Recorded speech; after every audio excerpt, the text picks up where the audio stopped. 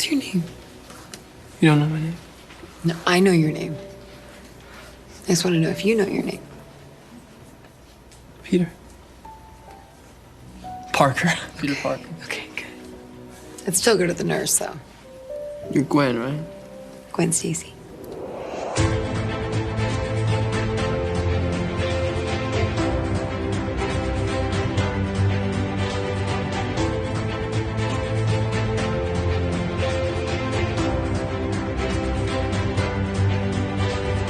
Hello and welcome back to A Stark Contrast, where we discuss the differences and similarities from Marvel Comics to their MCU counterparts. And we are your hosts, Geoffrey and Dai. Hello, and welcome back. Hello and welcome back. Jeff, what's up? I am a little fatigued. I just came back from Zion. We both had eventful weekends. Both had eventful birthday affiliated weekends. I just came back from Zion like a couple of days ago. I'm still catching up on fatigue. I'm just fatigued because I'm older. Honestly, as you get older, it sucks, man. It's settling in. It's good. It's as young as you feel, as they say. And right now, I'm not feeling very It's like young. you require like 2 to 3 business days after like a night out or something. The vacation from a vacation is true, right? Like you really do. I'm like, oh gosh, I could just sleep for days. It's much once. needed. If I could have taken a nap all day today or slept all day today, I probably would have. Oh, I feel that for sure. For sure. Man. Oh, yeah. So first off, just by simple coincidence, happy Gwen's Day. It's a Wednesday. It is. And it's a Gwen's Day. It is. And it's an actual Gwen's Day. Part one of Gwen's Day. So before recording, Geoffrey and I made this executive decision that we were going to actually forego going through Gwen Stacy all in one run. And, you know, we're talking about Earth-616 and Earth-65 just because Yeah. we know and foresaw that this could have been truly a long episode, you know. 100%. So we're going to go ahead and split it up. Yes. And we're going to have ourselves a traditional Gwen's Day this episode. If you guys saw this Google Doc that Dai does before every show, it's usually it's always a nice. There's like a solid amount of info on it, on the background of characters and all that. Yeah. But Gwen's background, I think, takes the cake. Dude, I think this is the longest document. It's the longest document I've had. I think Dai usually averages. Dai's dogs average around like 6 to 8. I would say 6 to 8. Yeah. Gwen's is 11. I don't like this character at all. Like, I can tell. At all. Yeah. I can tell. No, yeah, right? It's wild. And I knew going in, like, this is going to be like a Dai episode. Like, I knew a Dai, like, I'm just going to let her, like, let the info out on Gwen. Yeah. Like, because I know she knows everything. I'm here to be the cheerleader that I am for Gwen Stacy because I feel like, okay, well, before we actually get into all that, do you want to doing it? Yeah. No, but it was just like,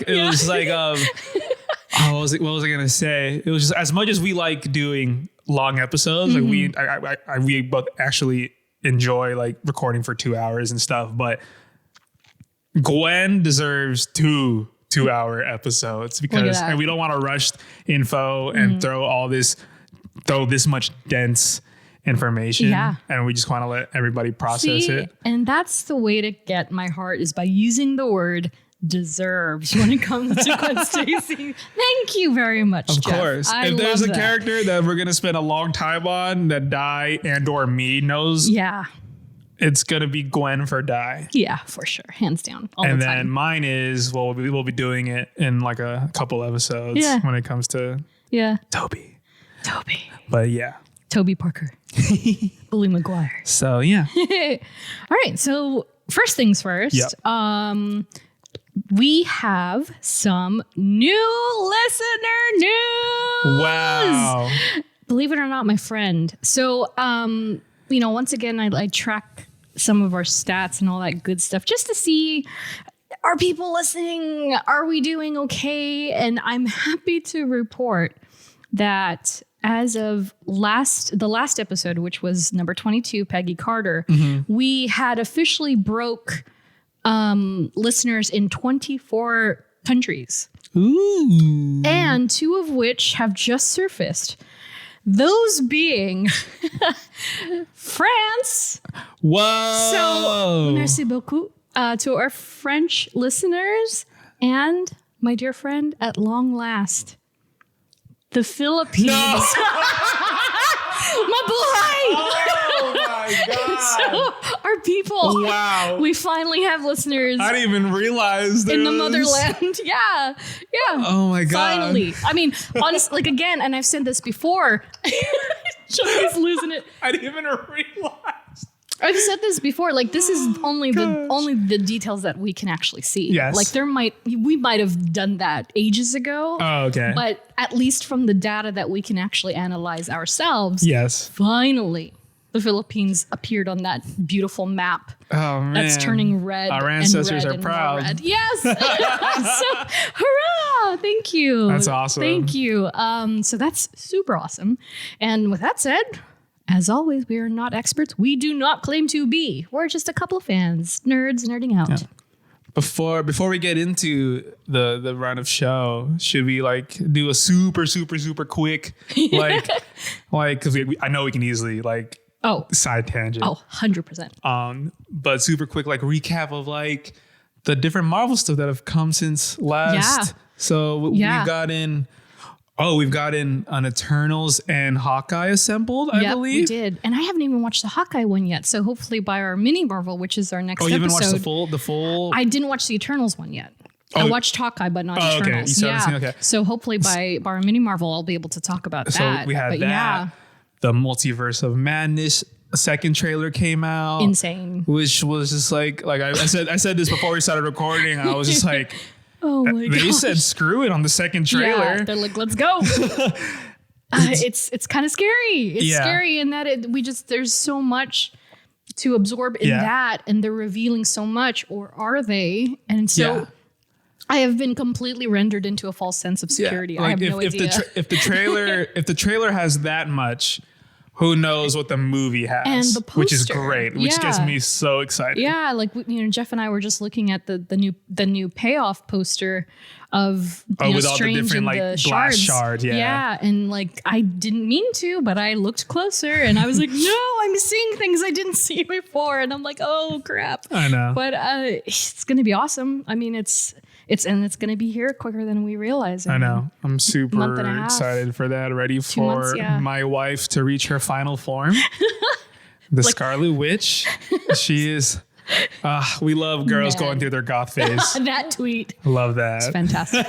So good. Oh my gosh. I went through that too. I love that tweet. And then today, as we're recording on a Wednesday, today more the DVD.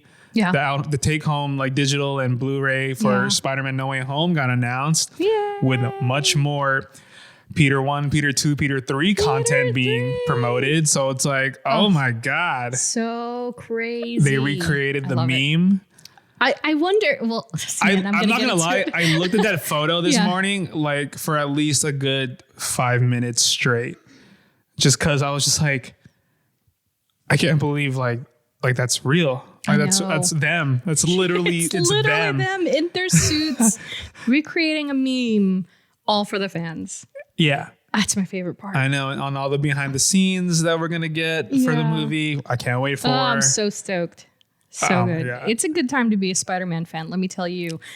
She says wearing a Spider-Man shirt. You have a blanket right there. With a Spider-Man blanket. This is Bucky's blanket, but it was my blanket first. Yes.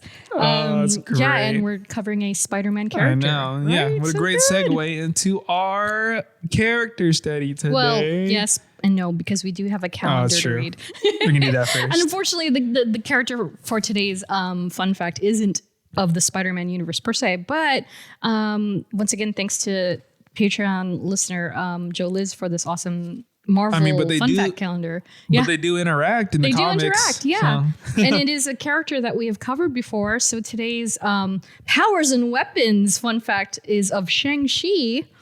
With a lifetime of martial arts training under his belt, Shang-Chi is one of the world's most adept combatants. A mastery of the inner energy known as Ki. Do you say Ki or do you say Chi? Shang-Chi. That's No, like not Shang-Chi, Oh. but like Chi or Ki. Like, like Ryu does the powers. Is it Ki to you or is it Chi? I say Chi. I think. A lot of people say Chi, but I've heard it say Ki. Ki. Yeah. That makes a lot of sense Yeah. too. Mastery of the inner energy known as Chi allows him to surpass normal human limitations, gaining increased strength, stamina, and agility. So that's today's Marvel fun fact. And again, we covered Shang-Chi and I want to say episode 11. Somewhere Somewhere around around there. Yeah. Yeah. I just tweeted it earlier and I can't remember. But alas. So that brings us to our character of the day. Of this episode, actually. Yes. So this character study is particularly interesting because the original character, when we were going to cover both Gwen 65 and Gwen 616, Gwen 616 just is 100% absolutely no superhero powers or superhuman agility or anything of that nature whatsoever. Literally just a normal human being, not an agent, not anything. So even Peggy Carter has an edge over her in that Okay. at least Peggy was like part of S.H.I.E.L.D. and part of the SSR. Yeah. Like Gwen is quite literally just a college student. And that's quote unquote it.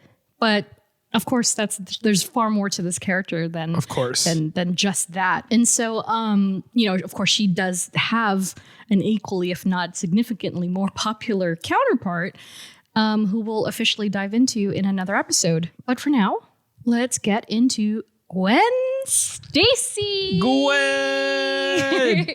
So created by Stan Lee and Steve Ditko, Gwen made her first appearance in The Amazing Spider-Man number 31, December 1965. Nice. So 3 years after the book debuted, and I have the copy right here, as you can see. Whoa. So that thing looks vintage. It is quite old. So 1965, this is my oldest Spider-Man book that I have in my collection, and I have it in a plastic hard shell because it's so old. And this is obviously not the best copy I probably could have gotten, but it was the one I just happened to get. I don't know, maybe 15. Is that 20 years. signed? And it is signed by Mr. Stan Lee. Oh my gosh. And certified. So I got it signed by Stan in September of 2012. Oh my God. Yeah. And so you can take a look at that, my friend. Wow. And so at the moment, the highest grade of this comic book on eBay is standing at about a 7.5, very fine, which is definitely better than that, by the way. Okay. Like that's probably, I'm saying This is graded though, right? No, it's not graded. Okay. Yeah, it's not in the hard shell, but so a very fine, that's probably, I want to say 5, maybe even a 4. How much is that 7.5? The 7.5 goes for about 2.8 grand. So I'd say about $3,000. Okay. Yeah. Okay. And it's interesting because it's the first appearance of not only Gwen but Harry Osborn and a character that we'll go into later named Dr. Miles Warren. Oh. So this is kind of this is like kind of year 3 of the Amazing Spider-Man book. Yeah. If you wage that each year has 12 issues. So they're introducing more of Peter's periphery characters, characters that are going to help build his universe so early on as a superhero. And so, it introduces 3 characters that become very crucial to his storyline in the coming years and even the coming decades. So sick. Yeah. So, that basis said, what was your first exposure to Gwen Stacy? I mean, it's got to be from the original trilogy. Yeah. I think. Bryce Dallas Howard. Yeah, I think so. Yeah. And I didn't, because I think, let's take it back really quick. When it came to like my comic knowledge at that time, I mean, everyone knew who Spider-Man is. Yeah. That's kind of like inevitable. Yeah. So, but me growing up, I never got into comics, or I never like collected it or read them. Or went to like stores and, went out of I was always just a movie person. Yeah. So I remember seeing the original trilogy, and that's why I love Toby so much, was because that original trilogy was just it's amazing. And so then the third movie, Pete, you have Gwen Stacy, Bryce Dallas Howard. So I grew up when it was me. I always lean towards MJ.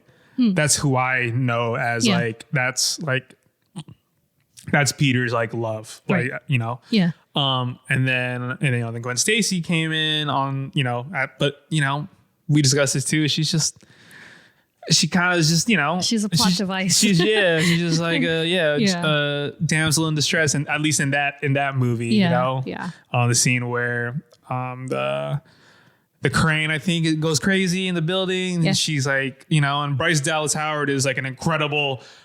She's great at like screaming terrifyingly. That's like her forte. Yeah, that's like her screaming in thing, terror. and so like that stuck Followed out closely by crying one Yeah. single tear. Yes. Apparently. So like that, and then she just played. She was Eddie's girlfriend Kind of, sort of. in there. They had a coffee, Geoffrey. That's true. I just remember like Topher Grace saying like, "And I'm dating your daughter, sir." Yeah. And like that's it. He was forcing it. Yeah, he yeah, was forcing yeah. it. Like, ugh, God. So I think so that interesting. and Yeah. that Spider-Man 3 came out 2007. So Yeah. and I was in 7th grade. Oh my gosh. So I was only like 11, 12. Baby.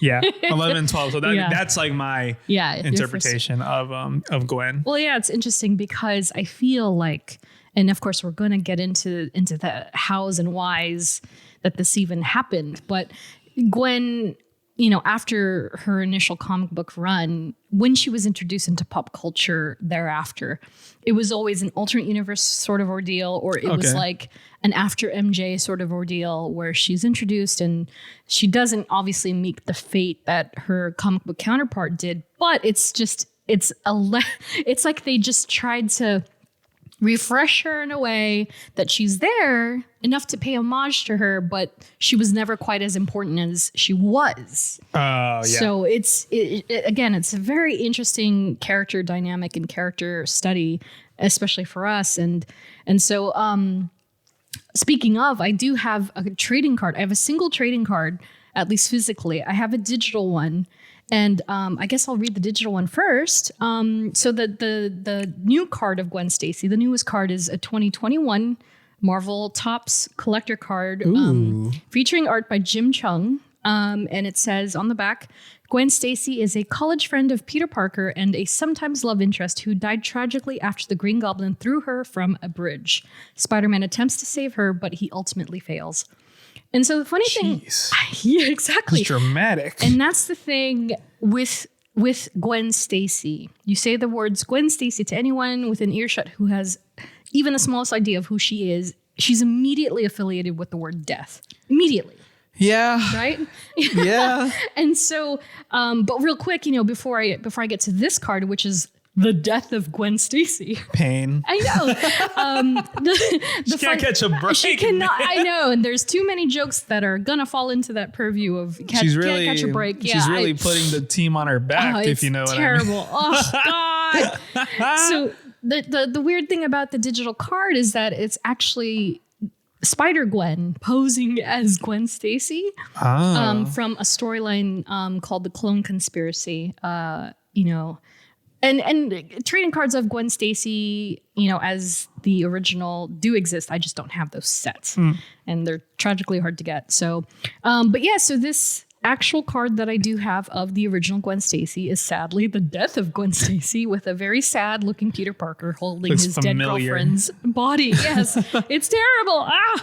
And so this card states, when the maniacal Green Goblin, the only foe who knew Spider-Man was secretly Peter Parker, regained his lost memory, he struck back at the web-slinger by abducting Gwen Stacy, the woman Peter loved. While the two arch enemies fought atop the George Washington Bridge, the Goblin threw Gwen over the side toward the river below. Although the wall crawler was able to catch her before she hit the surface, Gwen did not survive the fall. But as if fate needed to balance the scales of justice, the Goblin also met his end by his own hand mere hours later. I think later was supposed to be on this card, but it didn't make the cut. So What year did that card come out? this came out in 1992. That's a literally Amazing Spider-Man 2. Oh, it's like Exactly. Exactly. So we're going to get into this character study because my friend, I have all the goodies for you. wow. So in the comics, she is introduced as Gwendolyn Maxine Stacy. Depending on where you look online, they will add an E at the end of Gwendolyn. That is incorrect. Okay. It is everywhere. It drives me crazy. I wouldn't imagine there'd be an E. There's not supposed to be an E. Well, and I know what happened is because like early on, I feel like the typography, you know, when it was hand lettered by letterers, Yeah. there were sometimes they were done by letterers overseas. And so the English spelling came in. That's the reason my name starts with a G and not a J. Did you get? Oh, that's true. Yeah, my mom was like, Geoffrey. Yeah, they're like, oh, it's the English way. And I was like, oh, okay, You're the cool. English way. And so that's what happened to Gwen is that, so, you know, if you look on Wikipedia, it's Gwendoline. And it's like, no, it's not Gwendoline, it's Gwendolyn. And so I am begging anybody who has access to change Wikipedia or fandom or any of these There's pages. no E. I know, there's no E. Please just don't put an E on it. So, you know, while Gwen didn't come into the Spider-Man fold until college, Yeah. she did attend a rival high school. So there's this whole thing, you know, early on in the Spider-Man lore, you know, Midtown High was it, right? And so for Gwen, she actually was not present in that era of Peter's life. Does not come in until college, but she went to the rival school called Standard High. Okay. And that's actually something they didn't even begin to explore until a very recent solo series. So imagine this character debuted in 1965, but she did not get a solo series until in this version, again, not Spider-Gwen, but this version did not get a solo series until 2020. Jeez. So my gosh. Which, by the way, it's only supposed to be 5 issues, but because of the pandemic and because of resources and all that. Oh, that's right. Yes. It's only 2 of 5 have been released. So we haven't even seen the end of that series yet. Oh my gosh. It kind of sucks. So unfortunately we haven't heard more about this yet, but they have some neat little cameos in it. Like, you know, when you're going through the book, it's drawn by Todd Knock, by the way, who's a great artist who's crossed over into many Marvel comic books. Even Spider-Man, Ultimate Spider-Man was one of his big ones. But like you even see Peter in a library, like there's a public library scene and like nerdy Peter Parker, he's reading up on arachnids or whatever it was. Of course. And Gwen's passing by with her then boyfriend, who we'll also talk about later. But yeah, you fast forward a bit. They met while studying as undergraduates at Empire State University in New York. And Gwen was essentially a scientific intellect. And it's Peter's own genius that ultimately attracts her to him. Nice. So there are just a couple of sapiosexuals that are like, you're smart. I'm into you. Respect. Right? Respect like, it. come on. That's kind of adorable, right? Yeah. And so we got a listener comment from Ariel Tima on Instagram. And she said, when did Dai's love for Gwen start? And honestly, you know, like to kind of piggyback on the idea that it was just very plainly this girl who was just a student living her life. And she met this guy who, let's just be frank, he ignored her. He ignored her for days because he had his own stuff going on. He was Spider-Man. Sure. Aunt May was sick. You know, like, she was like, why isn't he paying attention to me? But not in a way that was like, I'm going to do whatever I can to get this guy, but also like, oh, he's also interesting, but also like, I'm really smart. Why isn't he paying attention? We could be smart. We could both be cool, smart people together. Okay. And also like there was a vibe about Gwen that she was not your average gal in the day in that she did not take from anybody. Got it. Like one of the earliest panels of her even says like, nobody talks to Gwen Stacy that way. Yeah. And it was that kind of energy that I was like, dude, I'm here for that. Yep. And she was just very much like capable of being soft, but also tough in her own way. And her power, her strengths were that she knew who she was. Like she was always capable of, she knew what she was capable of, and she was resourceful in the way that she could use her brain on top of everything. And, you know, we do see that with Emma Stone's version, Yeah. you know, for instance. We love that. But yeah, speaking of the cinematic universe, you know, you'll just keep listening to this episode. You'll know exactly why I love her. But speaking of the cinematic universe, as Geoffrey said earlier, you know, she made her debut in Spider-Man 3 with Bryce Dallas Howard portraying Gwen, directed by Sam Raimi. And then later on in Amazing Spider-Man, portrayed by Emma Stone, directed by Mark Webb. And so, yeah, you know, the story is pretty much very similar in that, at least when it comes to Amazing Spider-Man, right? Because like you said, in Spider-Man 3, she was like a fax machine model. She was Captain Stacy's daughter. Yeah. Just Eddie's sometimes pursued girl. Like, didn't have a, like, not even, it didn't even have to be like a prominent role. It just wasn't, there was really, it was a very surface level role. super, right? Super Yeah, duper there duper. wasn't much, like, you know, substance to her. And so, Yeah. you know, it's not her fault. It is what it Yeah, is. Though it was the exactly. third Spider-Man Yeah. of that era. Yeah.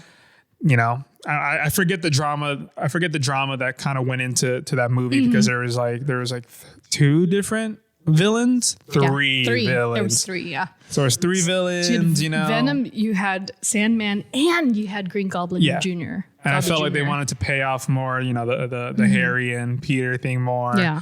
And then it was a third movie that tried to wrap the whole thing. Yeah. Tried to wrap Direly tried. the whole trilogy up.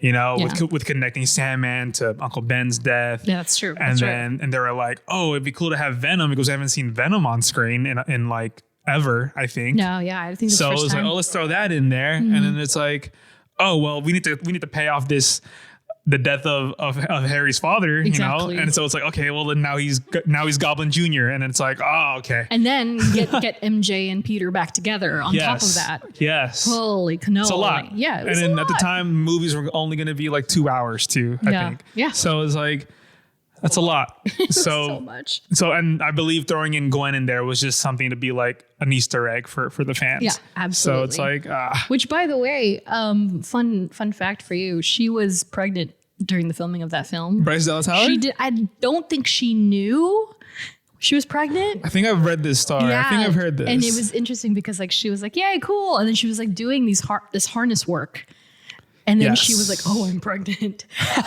just like crazy. So yeah, so that's a little tidbit for you. So she wasn't really, Yeah. unfortunately, much in the Toby era, Right. Toby trilogies. Yeah, But you know, it is what it is. Yeah, and then thankfully, you know, so you can imagine that, you know, like for me, while I was growing up, and I had already by that point had such a deep love for the character because of the comic books, and so badly wanting to see her depicted On screen, yes. well, that you can imagine something like, for instance, seeing Mary Jane in the very first scene that she's in Spider-Man 1. She's wearing a green jacket with a black headband and a purple shirt. Yeah. I was like, can I not? And then by the end of the film, throwing her off a bridge from the Green Goblin. Oh yeah, I I can see where you're annoyed. I was like, guys, like, what are you? So is that it? And to me, That's what I was thinking too Yeah. when you were reading the thing. Yeah. I was like, wait, off the George Washington Bridge yeah, and I was like, wait, yeah. that's not what happened in the first movie. Exactly. And it was such a carbon copy in so many ways that even to the death of the Green Goblin, that I was like, does that mean they're never bringing her in? And so I was just like, dude, I'm never going to see this character. And, you know, to me as a Spider-Man fan, the death of Gwen Stacy is almost there with the death of Uncle Ben, because it transforms It's like him. it's very important. It's very important to that his character. life story. Yeah. And so I was like, okay, so he doesn't lose a girlfriend, so he's not going to have that sort of impact on him as a hero, both as Peter Parker and Spider-Man. Maybe we can get Sam Raimi on the show and Hey ask Sam, him. what's up? We know you're busy, but But yeah, so you know, like to not to go that long and then to finally get her, and then it's not really her. I was like, but then that all changed when Emma Stone took on the helm much later. but she 'Cause that finally came- appeared. ASM came out 2013. I want to say 12. 12. Yeah, 12. 2012. Because ASM 2 is 2014. Yes. Yeah. So once again, directed by Mark Webb, screenplay by James Vanderbilt, Alvin Sargent, and Steve Kloves, with a story by James Vanderbilt. And so that Gwen was definitely more familiar, but still very different in that, they had to kind of create this. They were creating this new universe of sorts, right? Yes. Like, there is no Norman Osborn. He's apparently on his deathbed, but there is Oscorp. Yeah. And Dr. Connors is in it. And yes. Peter is going from the high school thing to college. And so, they're seniors in high school in the first film. Yes. Graduating in the second That's film. right. Yes, yes. And see, and that's kind of where I wish that they had taken that approach with Tom Holland and his crew, because I just felt like as much as, and this is probably why they kept them in high school, is that as much chaos occurs to them as high schoolers, like having adult problems did really significantly change or enable things in ways that you just don't get with teenage storytelling. But I get it. Like, like maybe they're going to do that. That's what I'm kind of hoping for. And that's it. I mean, I guess this is a little bit of a tangent. Like, so that first Spider-Man trilogy, it did well. It did okay. But then I think despite that third Spider-Man, it kind of messed things up for them. Oh, 100%. Because it got such like harsh critical acclaim. It was like, okay, well, we're done with this. Like, I can't really come back from this. Then they revamped it with Andrew and Emma. Yeah. That was probably like the best iteration of Spider-Man on screen, and I would have to agree there. It's just the story and like the writing wasn't there. Yeah. Like, and I don't think it resonated that much with the audience unless you were like a real Spidey fan, Right. And they also, not to jump into the films too quickly with the villains and all, but it's like Sony that too, didn't quite learn from Spider-Man 3 that it's like you can't be just putting jam pack all it. these people in here. Yeah. Like start it like where the story matters most. Right. It's Peter's like struggle and kind of like like this with this tug of war between like a relationship, a normal life, but also being Spider-Man. Like that's the core of Peter Parker. Yeah. So you can't just be throwing like villains at him. Like that's not gonna progress his character arc. It's the relationships. It's like his battle with self-conflict. Exactly. And then so like that didn't get much critical acclaim, and then everyone knows the story. They just scrapped ASM 3. So crazy to me. I was like, oh man. I think a lot of people were like, who knows when we're gonna see another Spider-Man? But 2 years later, which is crazy to think it was only 2 years. I know. Later. I was processing in my head. I was like, I was probably like 3-4 years. I was like, oh no, it was literally 2 years later where MCU Spider-Man got introduced. Yep. And you just hope to. I also felt like this was. I wouldn't say it's Sony's last ditch effort, but it's also kind of like, you know what? Maybe we do need help. And credits to Kevin being like, going to Amy. I think that's the story of like. I don't want to take your character from you, but let my studio, write him and give him like a proper. So and I think Sony was kind of like, well, the last two like didn't do well, at least analytically wise, number wise. So okay, let's take a chance, and that's where we are now. Obviously it was mostly focused on an MJ storyline, and I don't want to delve too, but because this trilogy has done well, and because No Way Home technically it's the end of this Homecoming trilogy, but it's the start of like Spider-Man. Yeah, exactly. So you hope to God that Tom Holland comes back for a second trilogy, and because that there's so much love for this story, and now Sony and Amy are able to kind of like quote unquote start over, and then Peter is now Peter, with his homemade suit, he's fighting crime, the whole like OG kind of Spider-Man character arc. Now you can introduce maybe his Gwen. I don't know if that's ever going to be possible. No, I think it's done. But that's what I was trying to get at. Of like maybe like that next trilogy, they will introduce an MCU Sony Gwen. No, I don't think they will. I still don't think they will. Really? I think the intention with No Way Home was and the similarities, again, not to jump into Peter Parker land, and the similarities of Peter number 3 saving her. You think that's that was the sync point? That's the closure. They were it? like, that's our nod to it. We're going to move on. And that's why I think if in fact they bring Holland back for another run, however many films it may be, I think they're going to skip that and they're just going to go straight to Felicia Hardy.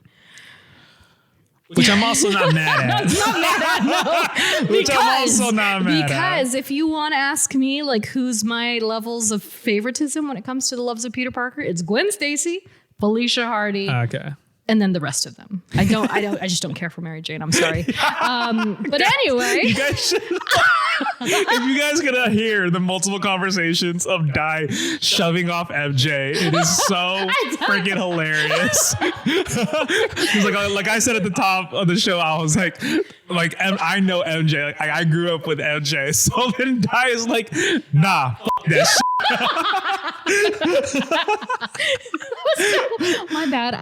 To all the MJ fans, no offense. I mean, but I get it now that I've delved deep into comic book land. Yeah, I get it. We got more coming. Yeah. And so, Amazing Spider-Man 2, directed by Mark Webb, screenplay by Alex Kurtzman, Roberto Orci, and Jeff Pinkner. Story by Alex Kurtzman, Roberto Orci, Jeff Pinkner, and James Vanderbilt. So those two films, I think that they really introduced a very lovable version of Gwen Stacy that was a very modern take on her.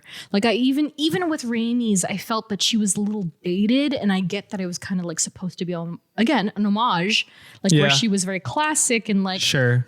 Like just the way that they did present her, she was like polished nails, and she was very her posture was always correct, and she was very astute in the, like they were trying to bring that comic book version into that 2007 scape. Yeah. But it just didn't click for me the way that Emma Stone's did. Emma Stone was legitimately like, you believe that this girl is of this time. She's speaking like she belongs in this era. Yes, I think Emma Stone kills it. Oh, she was so good. Yeah. And it was funny because I remember like the first time she was even cast, I was like, Emma Stone? But she's a redhead. She would make a great MJ. And then those pictures of her, I don't know if you remember this, but she went to some movie premiere and her hair was straight up platinum blonde. And I was like, oh my God. Because her eyes, it was always about the eyes. Gwen Stacy is always about the eyes. And I remember very vaguely that this interview with Stan Lee when they were talking about like, oh, so how does it feel to see a character like Gwen Stacy come to life? And this was for Spider-Man 3. Yeah. And he's like, oh, I love Bryce Dallas Howard. She's just so gorgeous and her eyes are exquisite. You know, it's like every time we drew Gwen, it was always about how captivating her eyes were. Got it. And so when Emma Stone popped up on that red carpet being blonde and she had like the smoky eyes going, I was like, oh, I see it now. Oh, I'm into they this. Get it. They got it. They got it really well. But yeah, you know, so as we go along here, you know, in an Amazing Spider-Man 2, and well, actually, and even Spider-Man 3, you know, we see her interact with multiple characters in Peter's periphery. Yeah. And so in terms of her friends and family, you know, like in the books, we have Harry Osborn, who once again made his debut in the same book as her. And of course, you know, like Harry's another character that we can totally talk about on his own and should, because he's got a very dense character history as well. Yes, I think I wanted to do a Gabi episode. A Gabi episode, yeah. And so, you know, not to get too deep into him, but you know, in the books, when it came to characters like Harry Osborn and Flash Thompson, I know Gwen kind of would like pretend that she would go on dates with them, and she would poke fun at Peter, but via them, and be like, I'm just going to go to the library with Flash then. Like, you know, she would pull stuff like that. This is going to slowly become a Spider-Man podcast. I know. Spider-Verse a spider podcast. contrast. Hello. A Spidey contrast. Yeah. Nice. And, I mean, but they made so many interesting characters. Yeah, it's like, it's true. it's tough, right? Can't blame them. Yeah, probably one of the most dense yeah, comic book runs. Absolutely. And of course, when it came to Flash and Harry and Pete and Gwen, they all become friends, and they're always friends no matter what. Like, sure, like they're out to make each other jealous or, poke fun, but Yeah. at the core of their group, they're always friends. And we see that mirrored very well, at least in Tom Holland's movies, where, they it's like Ned, MJ, and Pete, they're always together. And, it's like so cute. In Amazing Spider-Man, like Flash didn't come around much until the second film. And then even in the original Raimi trilogy, Harry was kind of there in the first movie, but then by 2 and 3, he had already started to drift away from them. Yes. I mean, for good reason. Yeah, for good reason. Yeah. So speaking of Harry, portrayed by James Franco and Dane DeHaan, respectively, we don't really get to see those relationships with Gwen for obvious reasons, because like, again, by Spider-Man 3, he was like drugged out on chemicals and he was the Green Goblin already. And I don't even remember him being in that movie very long. It was only, I think it might have been like Acts 2 to 3. Yeah. And even when I was, a while ago when I had like rewatched just like all Bryce Dallas Howard's, parts in Spider-Man 3. It's a usual Thursday night for me. No, same. I would, and then and then you realize it's like a minute long. Yeah, you realize it's a minute long, but also like the crane scene that you just mentioned, I was like, I couldn't remember. Like, I was like, was she getting attacked or was it just a freak accident? Like, I couldn't remember if Goblin was part of that, but it was very much an accident. It was just a rogue crane had just demolished the building. Yeah. And so they never interact in that film at all. Not that I recall. Oh, Harry and Gwen. Yeah. And then in the Amazing Spider-Man series, they actually interact quite a bit, but they're not quite friends and they're not quite. It's not. There's not the camaraderie. There's no camaraderie. Yeah, like they bump into each other at Oscorp and have a weird conversation in an elevator, and then by the next movie he's killing her. Jesus. So it's kind of like yikes. It's an interesting dynamic. And so I feel like, it is an aspect of Pete's life that they don't quite immerse the audience in until Tom Holland's trilogy. And then, of course, with Flash, portrayed by Joe Manganiello and Chris Zilka, which I still, every time I think of Joe Manganiello as Flash, I'm like, oh my God, he looked so different because he had no facial hair. Nothing. He was just tall. He wasn't like... He was just big. He was a big guy. He was a big guy. That's it. And he had like one line. No, he had a couple lines because he had a fight scene with Toby. I had preference over the second Flash, and why am I forgetting the third one? Oh my gosh. And then the Flash Thompson from Tom Holland's films, of course, Tony Revolori. Yes. Who we mentioned in the Venom episode, actually. Yeah, which is so like wild to think about because if you put those 3 Flashes together. Yeah, they're so different. Yeah, incredibly. So different, yeah. Yeah. And even then, like they all kind of encompass the exact character that Flash Thompson is. Like a very he's a jock, he's a jerk, and he's like kind of a poser. So that's kind of like the best way to say it, right? Again, like, in even Flash, he has no links to Gwen in Spider-Man 3. But in the Amazing Spider-Man series, I thought it was really interesting in that they once again danced around the idea of, okay, Gwen and Flash have a more precise relationship like they do in the comics, in that Gwen, like the first time we even see Gwen in Amazing Spider-Man 1, she's stopping the fight between Flash and Peter. At the gym, yes. In the courtyard. Oh, okay, yeah. And, it started because Peter was trying to stop him from beating somebody else up. And then he tries to beat up Peter. And then here comes Gwen to stop the fight in the middle of it. Yeah. And she starts ragging on him about his test grades and stuff because she's a tutor. She's tutoring him.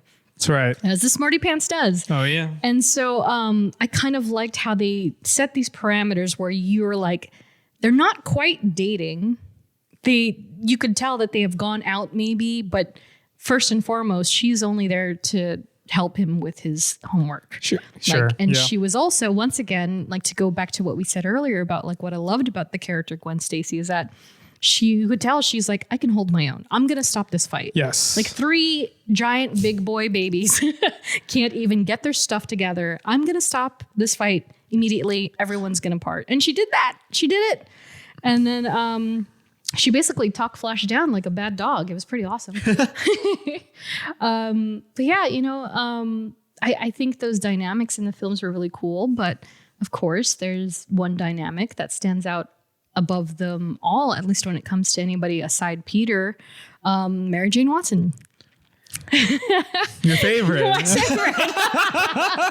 Now let's get it straight. I don't hate Mary Jane. Strongly dislike. I just dislike her. And it's not like it's a complicated story because it's like, of course I love her with Peter Parker. I do. I really do. Yeah. But in comparison to Gwen Stacy, it's like, who? Like, no. Don't talk to me about Mary Jane Watson when it comes to Gwen Stacy. Sorry. I have thoughts. Anyway. I get it. Do you think now in the next Spider-Man PlayStation game? Yeah. Do you think Gwen Stacy makes it? No, I don't. I honestly, every time that something in pop culture comes of Spider-Man and MJ's already there, it's not going to happen. It's just not going to happen. But not because it's in favor of that love interest, but because the story is so surprisingly dense and the death is so surprisingly dense that they can't possibly tell it correctly and have it have that same weight of prominence on Spider-Man as a character that it would even devote enough time to it. So they cut to the chase where he's either been Spider-Man already or he's learning as he goes along about it. And then MJ is already in the picture and they're formulating that romance. And that's ultimately the vehicle that is leading him toward being a better superhero. Does that make sense? That does make sense. Yeah. So you know what I mean? It's one or the other kind of thing. It's one or the other because it is so much. It's really a lot. And, in the first few decades of first few years of, Peter and Gwen even courting is just a lot of him, and I was going to talk about this later, but it's him fighting the Rhino. It's him fighting Tombstone, him fighting Doc Ock. And so she's there when all these new rogues are being introduced. And then by the time that MJ is an actual thing, he's already survived all of that, but he's finally met the most catastrophic event of his life. And now he can be the new Spider-Man that he has to be. He feels he has to be. Yeah. The look of defeat. I mean, that makes sense. It makes sense, right? Like it's sad but true. And so when it comes to MJ, Gwen, Gwen technically came first. Yeah. Let's just get that out of the, get out of the way. So she made her debut first. Full-fledged. Yeah. But Mary Jane actually had her cameo before Gwen appeared. Got it. So Mary Jane actually appeared in Amazing Spider-Man 25, which is a whole 6 issues or half a year before Gwen Stacy came into the picture. Got it. So when people ask who came first, MJ or Gwen? And it's like, well, technically MJ, but full-fledged, it was Gwen Stacy. And so it isn't until Amazing Spider-Man number 42, which is a big issue because that's the first time Mary Jane makes her first appearance as Aunt Anna's niece. And she comes up to the porch and she's like, face it, Tiger, you just hit the jackpot. And that's like, there's the line. Oh, that's right. I forgot I forgot Tiger is her thing. Tiger. Don't get him, Tiger. Go get him, Tiger. Yeah. Jeez. So, Cringe. in the films, we obviously know she is portrayed by Kirsten Dunst. And we, sadly, as part of Spider-Man 3, we don't get that much interaction with them that nearly comes close to what they had in the books. Got it. And so there was this deep rivalry, of course, between the two women because MJ was basically favored by all the lads in the town. Everybody liked MJ. MJ she was fiery. She was like the life of the party, literally, And she was so charismatic, and she wasn't necessarily all that smart, but she was like street smart, and she was cool, you know? Yep. And all the guys wanted to date her except for Peter Parker. Nice. And she was like, I'm gonna get that, because he didn't want her. But he was with Gwen Stacy. Oh, So okay. he was like, I have a girl. I think MJ's great, but I'm in love with Gwen. And that was just his course. He stayed that course very much. And so after pretty much from the get-go, after MJ comes into the fold, she then, you know, starts to take a similar route to Gwen, but she's far more aggressive about it. And she does full on date Harry Osborn. She full on dates Flash Thompson, and she dates all these other people, just trying to kind of make her point that like, I'm fine without you, Peter Parker. Yeah. Oh, so was it Spider-Man 3 where Mary or MJ went on a date with Harry? Or was that number 2? It might have been number 2. Because Okay. it might have been number 2. Because there's that scene in Spider-Man 3 where it's Spider-Man Day or whatever. Gwen Stacy's doing like a whole introduction. He webs down. Yeah. And does the he's kiss. like, go ahead, lay one on me. With his thumbs up, thumbs down. And then MJ sees it. Yeah. And then she gets like super. Oh yeah, doesn't she go like, let's go Harry or something? Or something like that. Like she confronts him about it, and Toby's like, he was like, well, you know, I was just doing it for the for the camera. Yeah. Da, da, da, da, da. And she was like, you know, MJ's on her independent stuff. She was like, da, you know. And then I think goes on a date with Harry. Yeah. And then that's how like turmoil between like all 3 of them happen. Yeah. And then especially Toby or Peter and Harry. Yeah. And then that's what triggers the Peter and Gwen, does it not? And that's how Bully Maguire gets even further into the fold, because then he takes Gwen to the jazz bar. That's right. Because he knew that MJ was working at the bar. That's right. Wow. See? I forgot that scene. That's exactly what. And so imagine that kind of being what it's like in the comics, right? So all these relationships are happening and everyone's trying to get at somebody else for some reason. That's the only movie that then does it then. Yeah. Wow. That's why it's kind of interesting, because it set a precedent that I was just kind of like expecting it at all times from then on, right? Yeah. And so I was like, okay, when Amazing Spider-Man came around, I was like expecting like Harry to try and make moves on Gwen or something. Never happened. And then when you get the new trilogy, like, is Ned going to be weird with MJ? No, it never happens. Never happens. It's different. It's different. Different paths. Yeah. And so the Raimi trilogy, or at least Spider-Man 3, really pays homage to that weird circle of chaos.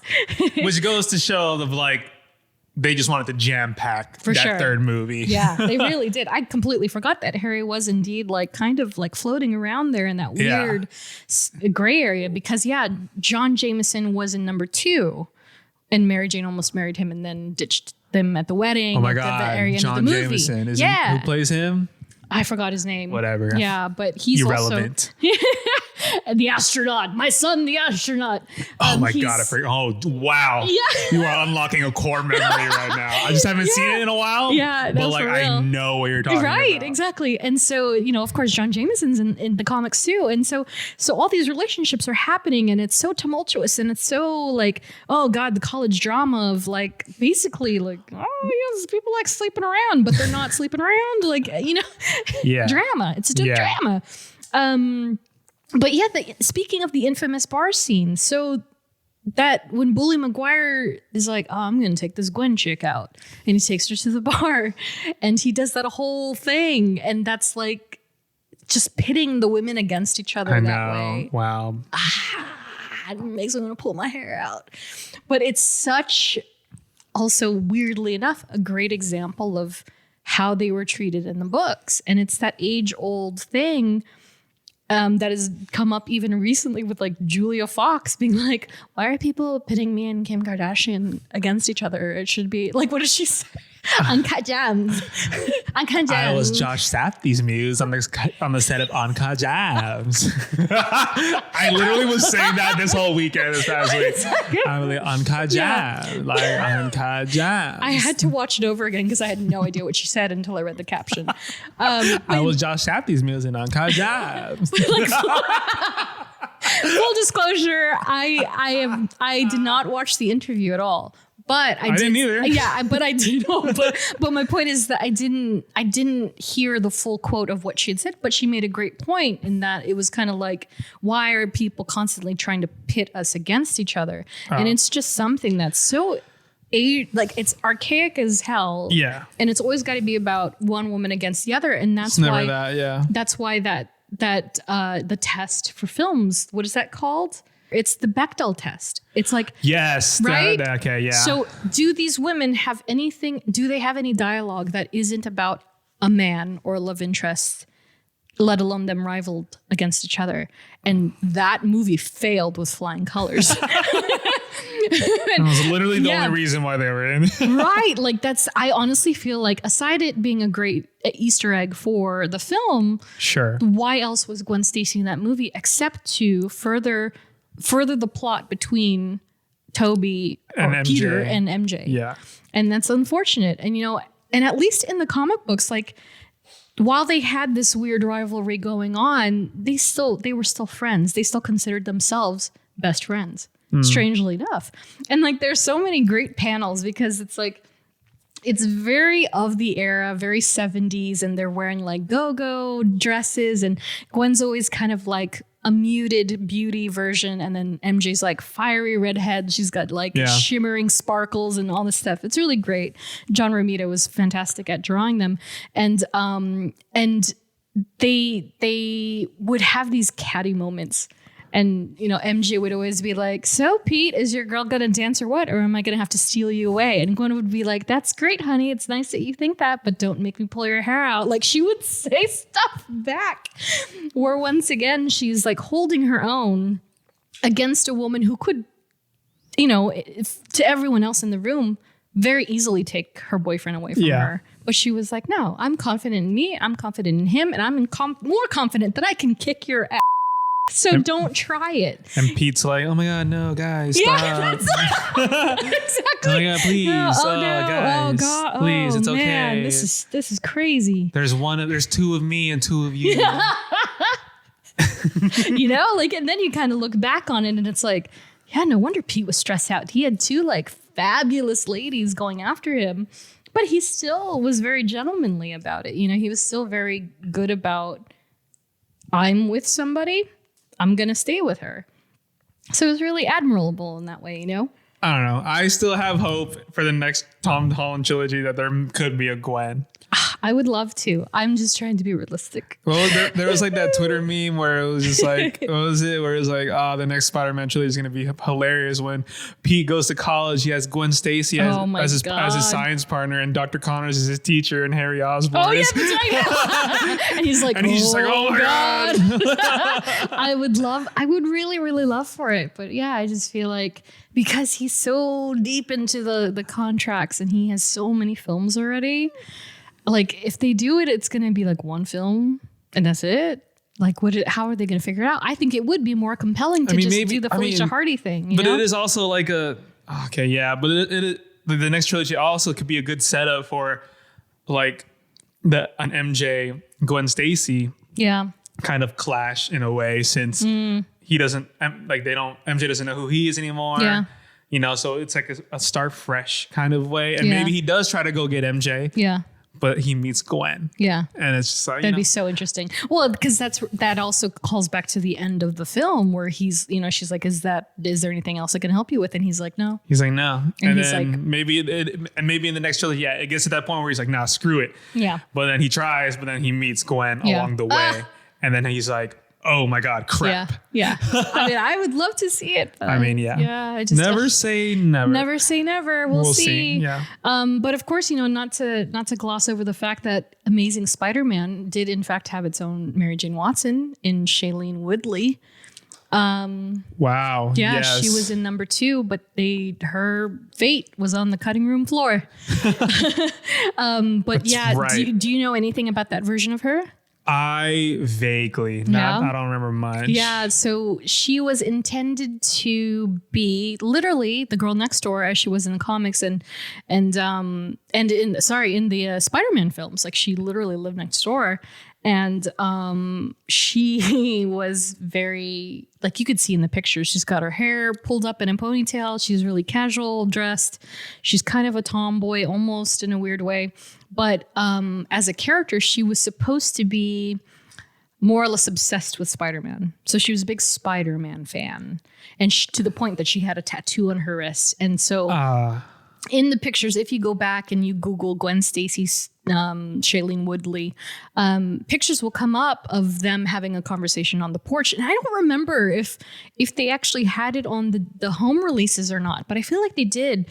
And they have a conversation, like she comes up to the porch, and this is the same day that Gwen unfortunately meets her fate. And because she's wearing the purple, but MJ goes to the house right after Gwen does, and she goes, "Oh, hey, I'm Mary Jane Watson. I was just looking for Peter Parker. I had to drop something off." And Gwen's like, "Oh, he's not here. Who are you? Like, what can I help you with?" Like, she immediately is like, Triggered. "What are you doing here?" Yeah. And there are other scenes that she filmed with Andrew Garfield. Like she's on the back of a motorcycle bike with him and all this other stuff is really interesting. But thankfully and unfortunately, they felt like it was too much in one movie. And yet still, there was too much in that movie. It was still too jam-packed with all the people and the characters and the villains that they had in it. But it's something that I wish I could have seen because, I almost felt like, it could have been a redemption for what they didn't get in Spider-Man 3. But it is what it is. Yeah. And then, another interesting thing is that in these films, at least in the Amazing Spider-Man series, they introduced us to to Gwen's family. So the Stacys, right? Yeah. So what the interesting about that is that she has no siblings in the comic books. Oh. None. Whatsoever. Zip. Zip, zero, zilch. Not even Spider-Gwen has any. So it's kind of interesting. It's kind of like, why did they pull that kind of move? Why does she suddenly have 3 brothers? Maybe for some depth. I guess so, right? Yeah. Like it's kind of like they're trying to could be a studio note too, Yeah, right. So they expanded the only child that was Gwen Stacy into having 3 siblings. Philip, Howard, and Simon, portrayed by Charlie Depew, Skylar Gisondo, and Jacob Rodier, respectively. And then they also, on top of that, introduced her mother, Helen Stacy, portrayed by Carrie Coleman. And Helen Stacy is an interesting choice and character in that she is almost, I think she's only in one thing ever in the comics because otherwise she's dead. Jeez. So they very much focus on the fact that Gwen and her father simply only have each other. So it's that's their relationship. That's the only family they have left. Yeah. And so it brought like another depth of sadness to them because it was kind of like, that's why they have such a strong bond also. Because it's always been them two. It's always been them two since the get-go, since Gwen was a teenager. Versus the film where they're like, oh yeah, Captain Stacy and his family. And like they pop up at the graduation and like they're there and they have the Branzino dinner that is super duper awkward and like all these things where they're introducing this family. And then so it's kind of like, I don't know, to me it's always interesting when they pull that kind of move. Like at least with Hawkeye it was like, oh well, they used the Ultimates version of Hawkeye as a kind of like a base to formulate, oh, he has this family. Yeah. Versus Gwen, where it's just kind of like, no. She doesn't have that. We just decided to give her family. Yeah. Like they don't actually do anything. Like the opposite, yeah. Yeah. And then, of course, you're left wondering, like, where are all these, what happens to them? Like, what happens to the mom and the brothers after both Gwen and Captain Stacy die, and it's like, well. Pain. Big pain. So speaking of big pain, so that brings us to Captain George Stacy, Gwen's father. Like first and foremost, in the comics, he is never seen without a pipe in his mouth. Like a tobacco pipe. That's funny. He's got a tobacco pipe in his corner of his mouth at all That's times. very old school. Very old school. Like every time you see a panel of this man, he's either sitting in a chair and he's got it in his mouth, or he's holding it, and he's always like, "Peter, my boy." Yeah, see? My boy. Oh my God, that's so funny. And you know, the funny thing about Captain Stacy is that he was not only a fan of Peter Parker, but he was also a fan of Spider-Man. And so Interesting. yeah, in the films, we got a Captain Stacy portrayed by James Cromwell and then Dennis Leary. Yes. Cromwell, I don't really remember much about him. I think He's literally in 2 scenes. the one I was talking about Yeah. off screen, like, Yeah. I'm trying to remember if he was like for Spider-Man or not Right. really. Right. I want to say he was indifferent Yeah. about it, because all I can think about, the only scene I can think about was the crane scene where they're on the ground and Yeah. he's just like who's Thank up you there? for saving my daughter. He's like, yeah. Yeah. So I think he may have been either indifferent He's or indifferent, I feel. Right? yeah. But then in ASM, And Dennis Leary was not having it. hated him. Did not like him At or all. Peter. Didn't like Spider-Man, didn't like Peter Parker. Just completely hated the idea. Yeah, hated it. I know, which is crazy.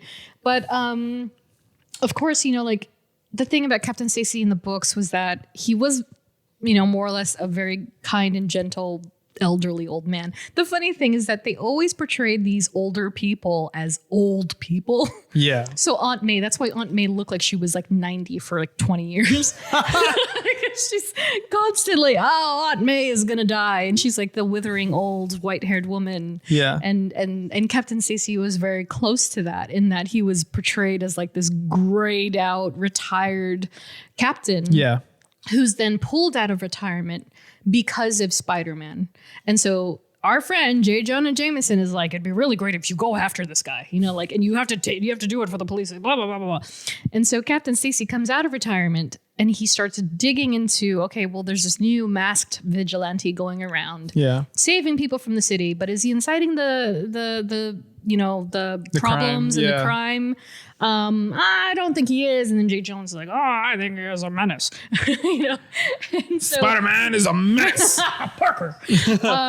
And yeah, and you know, it's he's in the books very, very often because of Gwen. Once again, Yeah. only family she has. So he's always around. He's always like, before they go on dates, and he's vouching for Spider-Man as much as he's questioning Spider-Man, and he keeps as that constant presence. You know, almost like a hidden adversary, hidden associate of Spider-Man's. You know, like in broad daylight. And so, you know, unfortunately, with that Parker luck, all good things come to an end.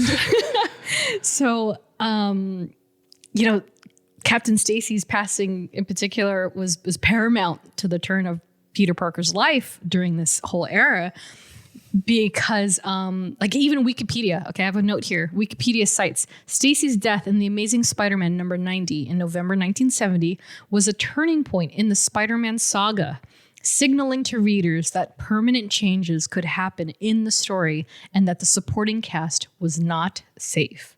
Jeez. So that was ultimately like, you had imagined being a comic book fan in that era and thinking, oh, these comics are so great. The hero always wins. He always gets the girl. He always finishes his homework. And then they're like, by the way, we're going to kill a major character in this book. And it is very much that. It's a turning point. yes, and so I love once that. again, Kill people off. Let people die in they comics. have to die. They have to die, and they have to not come back. And so, you know, for Captain Stacy, his unfortunate ending came during a fight that Spidey was having with Doc Ock, of all characters. Nice. And of course, you know, in genuine Doc Ock form, his tentacles are raging on the building, and the debris is falling stories below. We've seen it in every Spider-Man film. And unfortunately, there's a small child in the way, very much like that scene in Spider-Man 1 with Gabi and Pete Parker. Come on, move, kid. Yeah, move, kid. Yeah. It's very much like that. But, you know, Captain Stacy sees this small child who's just like, oh, he's like staring up at it because he's like, Kids are stupid, man. 3-year-old that's like, there's something. Like, dang, something's coming my way. Let me stand right here. and sadly, like Captain Stacy leaps in, pushes the kid out of the way, but all the rubble, all of it falls on top of this guy. And it's like that Evil Dead, like image where his forearm is just sticking out of the rubble. And of course, Peter sees this and he's like, no, because he's like, oh my God. Like of all people, not only because, you know, as Peter does, he couldn't save someone's life. Someone sacrificed their life to save another that he could have saved. And on top of that, it's Captain Stacy, who's the police chief or police captain. And it's his girlfriend's dad, who is her only living relative. So trauma. Exactly. Someone needs to go to therapy. It's so sad. I know. It's so sad because you have to remember, unlike the movies, Gwen does not know he is Spider-Man. Yes. Does not know.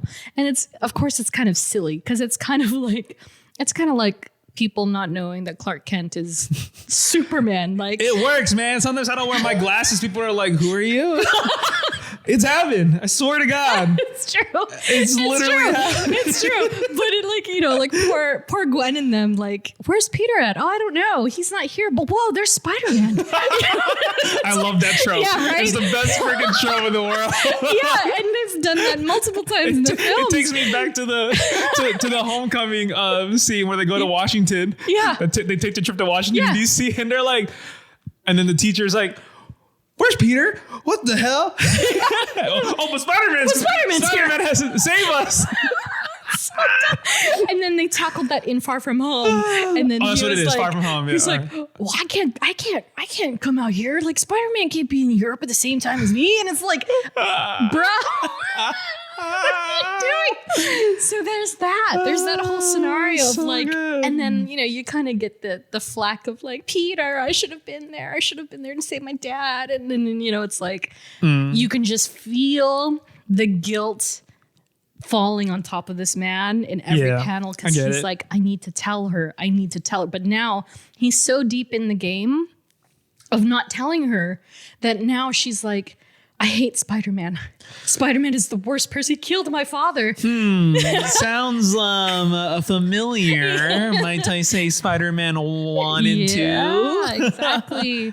Oh, so sad. And so yeah, Spidey's blamed for the death. And of course, it's like enhanced thanks to J. Jonah Jameson, like just being like, "See, I told you he was a terrible person." He was a menace. Exactly. Spider-Man needs to take accountability for his crimes. He's a menace.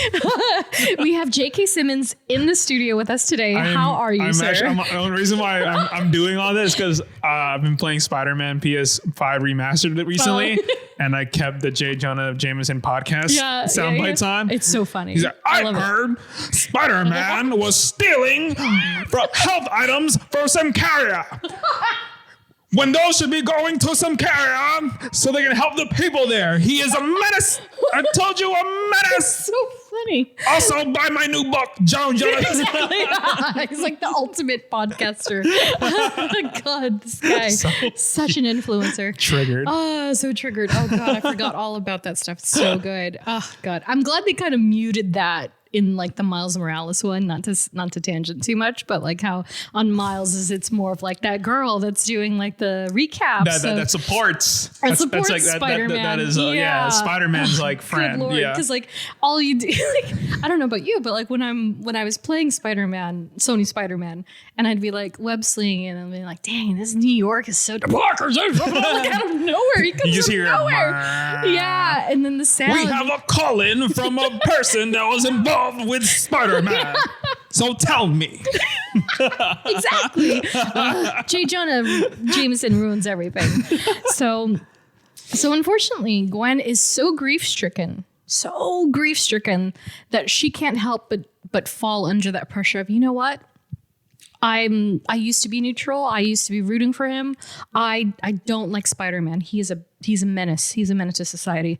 And so of course that leaves Peter like, oh God, what do I do? Now he's at like a self tug of war of like, oh, even more no. so. Yeah. Because, this kid has brought it with him since he got bit. You know what I mean? And so just imagine like now he's this junior or senior in college about to like embark on the rest of his life thinking, okay, great. I found a great girl.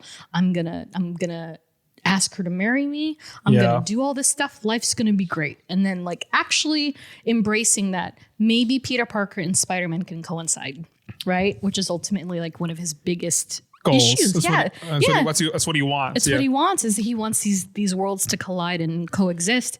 And so unfortunately, Gwen sees that Peter is officially not doing it. He's not proposing to her like she imagined he would. And so with the loss of her father and now being alone and being by herself, and she decides to flee. She goes to Europe to kind of have time by herself. And she's like, you know what, Peter? That's it. I'm just I'll come back eventually, maybe, but I'm gone. And so that is a very interesting thing that we see kind of built into Amazing Spider-Man 2.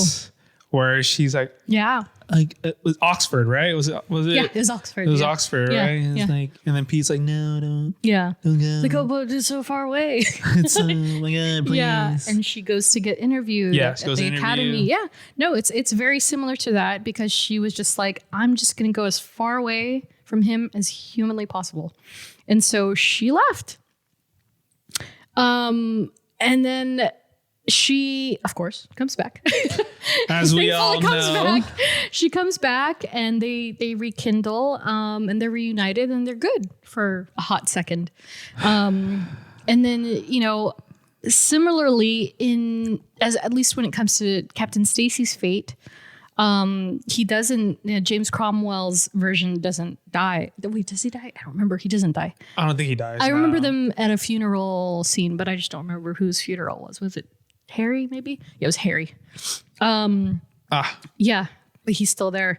But Dennis Leary's version, of course, he's lost at the battle on top of the tower with the lizard. Yes. And he gets that stabbed. scene of where they corner Spider-Man, like, they're like, take off the mask. Yeah.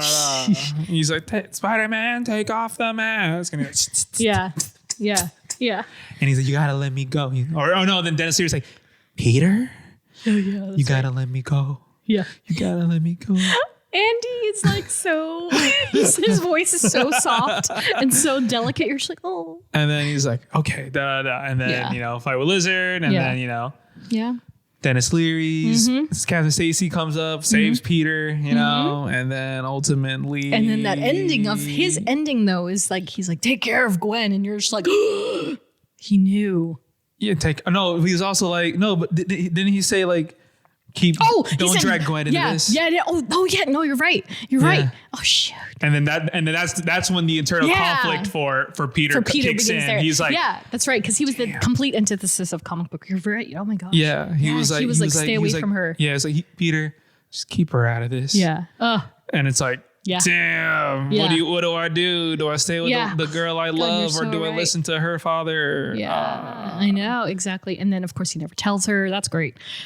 So, we have yet to see another Captain Stacy, at least when the cinematic universe comes along, and not even a cameo. Like, who knows if he'll have one in any of Honestly, the other who knows when we're going to... Now that I think crazy. about it, who knows when we're going to see another Spider-Man film? I know. I think we've been so spoiled these last 6 years. Yeah. It's like, now, if there was a 5-year break between Toby and Andrew, and there's a 2-year break between Andrew and Tom. Yeah. And then since 2016, we've gotten a Spider. We've gotten Tom Holland.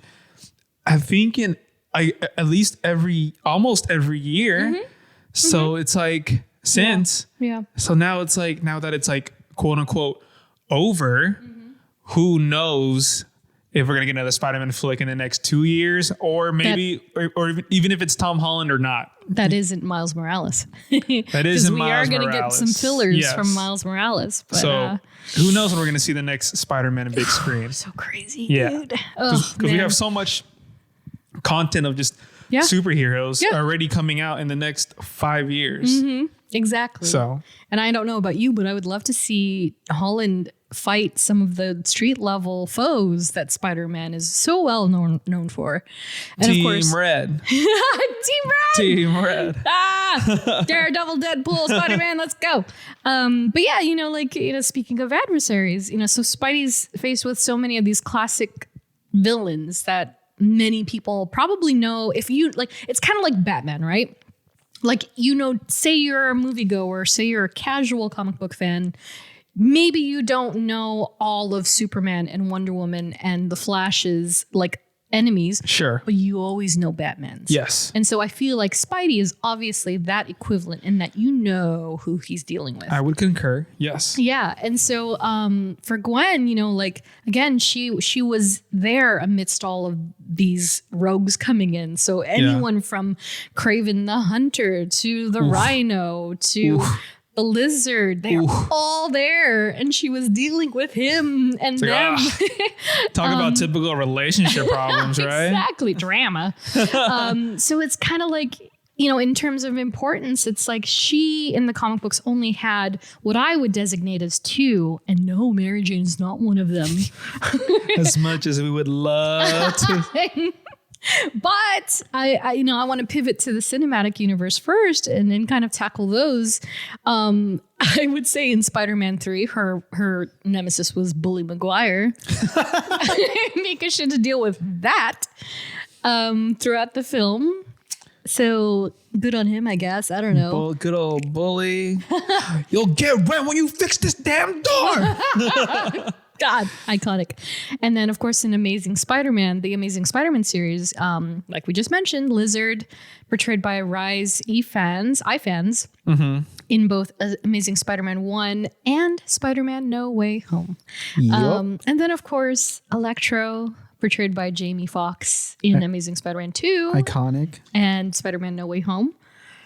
Both of which, again, like these are classic villains that come into the fold. She's in and around the proximity in the comic books when they come into town to ruin Spider-Man's life, but neither of them quite succeeded in the way that these two villains we're going to talk about from the comics do.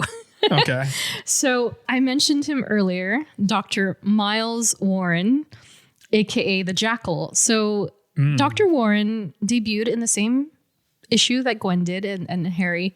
But Dr. Warren was a peculiar man, a very bright man. Okay. But he had that classic issue of falling in love with his students. Ew. God. Exactly. Now, Dr. Stephen Strange had an issue. Dr. Stephen Strange had an issue with an intern once upon a time that we didn't get into. Remember, we kind of just passed that because it was like, ew, nobody liked it. But with Dr. Warren, this man is responsible for so much that you don't realize that I almost want to see it come to fruition in some cinematic way. Sure. Because it's so crazy town banana pants. But Dr. Warren fell in love with Gwen. He became thoroughly obsessed with Gwen. And of course, he blamed, later on, once Gwen meets her fate, he blamed Peter for her death as well. And so that essentially makes this man so erratic and so crazy that he's like, I have to do something about this, right? And so he then went into the art of cloning. Do you see where this is going to go? So this brings about a new era of Spider-Man that, by the further entry of Dr. Warren into the Spider-Man lore. This is post Green Goblin. This is post Gwen Stacy. And this is where they really get banana cuckoo pants because clones come into the fold, right? Jesus. So he subsequently and successfully created clones of both Gwen and Peter. Okay, in his little DNA lab. And so the thing was, apparently he used to keep DNA from his students. He would always obtain DNA from his students somehow. So he had this catalog of everybody. Geoffrey's just shaking his head. He had a catalog of everybody who would ever come into, like his classroom. Yeah. But because of his obsession with Gwen and by proxy Peter, a.k.a. Spider-Man, he was like, I'm going to make clones of them so that they can do my bidding. Sociopathic behavior. Very disgusting and very gross. Puppeteering. He loved to puppet. And so he creates these clones. And in that process, then found out, oh my God, Spider-Man and Peter Parker are the same person. Oof. So he then names this clone Kane, who becomes Kane Parker, Kaine, Oh, okay. who is otherwise known as the Scarlet Spider. Okay. And the Scarlet Spider, honestly, in comic book lore, if you ask people who are pretty eyeballs deep into Spider-Man like knowledge, Yeah. they will say Kane Parker is perhaps their favorite. Interesting. He's crazy. He's like, he has no borders. He has no reservations when it comes to inflicting pain and chaos. And like, it's almost kind of like, how in No Way Home, Andrew, Peter 3 is like, I stopped pulling my punches. Yeah. Like Kane is the Spider-Man that does not pull punches. He rips people's heads off type of, like, he's crazy. Yeah. And so he's also strong enough to do these things. And so anyway, by the way, Dr. Warren cloned Gwen the day after she died. Jesus. So he didn't even wait a breath. And he was like, oh, she's dead. I got to make another one. God. Yeah. So gross. Ugh. And so, he's one of these characters that he's very much of the classic form in the 70s. And, but he ended up returning in a more modern storyline called The Clone Conspiracy. Okay. And so once again, he creates clones of not only Gwen, but also Captain Stacy this time around. Yeah. And then he thinks, okay, well, if I make Captain Stacy, then Gwen Stacy is going to do everything that I tell her to because I have her dad with me.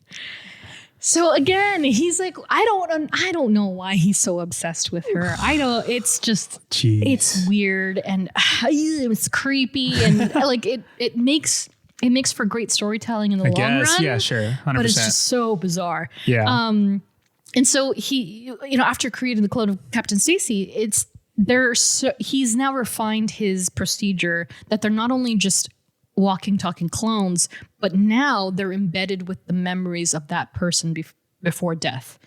So they come with that knowledge. So they come with the knowledge of like, Peter is Spider-Man. Yeah. Oh, I died because that person killed me. Yeah. Ooh, dicey. It's so dicey. A little dicey. But the unfortunate part is, as a result, they're genetically imperfect. And so their DNA essentially starts to break down. And they start to corrode and they start to go thriller. Oh God. and they're displayed as such, they're depicted as like dead people the further you get into the comic books. And it's so like, it's so sad to see them like, once again, here we go. Yeah. They're dying again, but in a different way.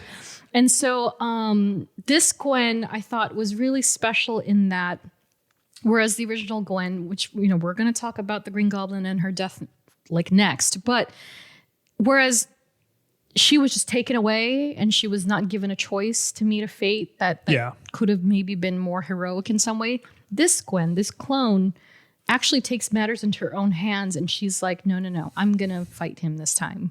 And she actually does her part to kind of set the stage so that Peter Parker can take Dr. Warren down. And so she fights, she like sets off these bombs that stop the robots and all this good stuff. And it was great because again, it was a very telling characteristic of who she was independently just as herself. And so she did her due, and it was like great. And sadly, again, she passed, and so did Captain Stacy. So I was like, God, here we go again.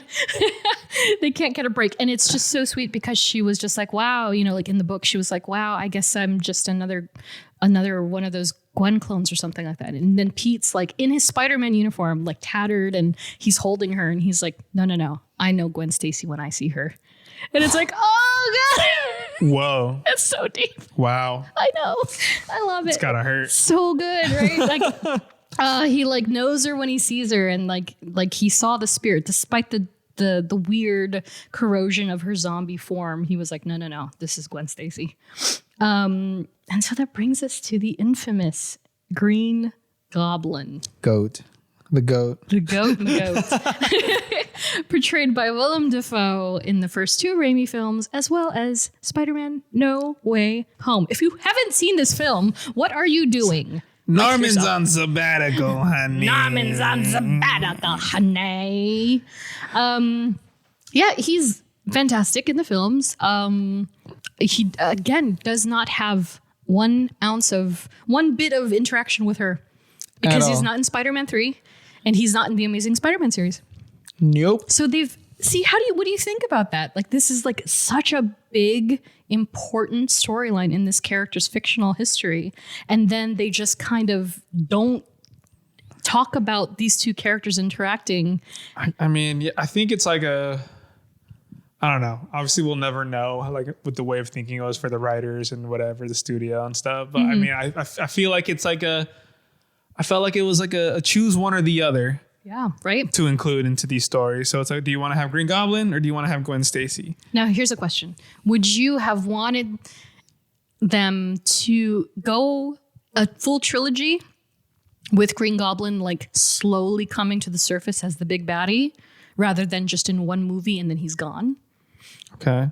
Would you want the natural escalation of the character like slowly becoming the villain throughout the series? Well, in what movies do we have that?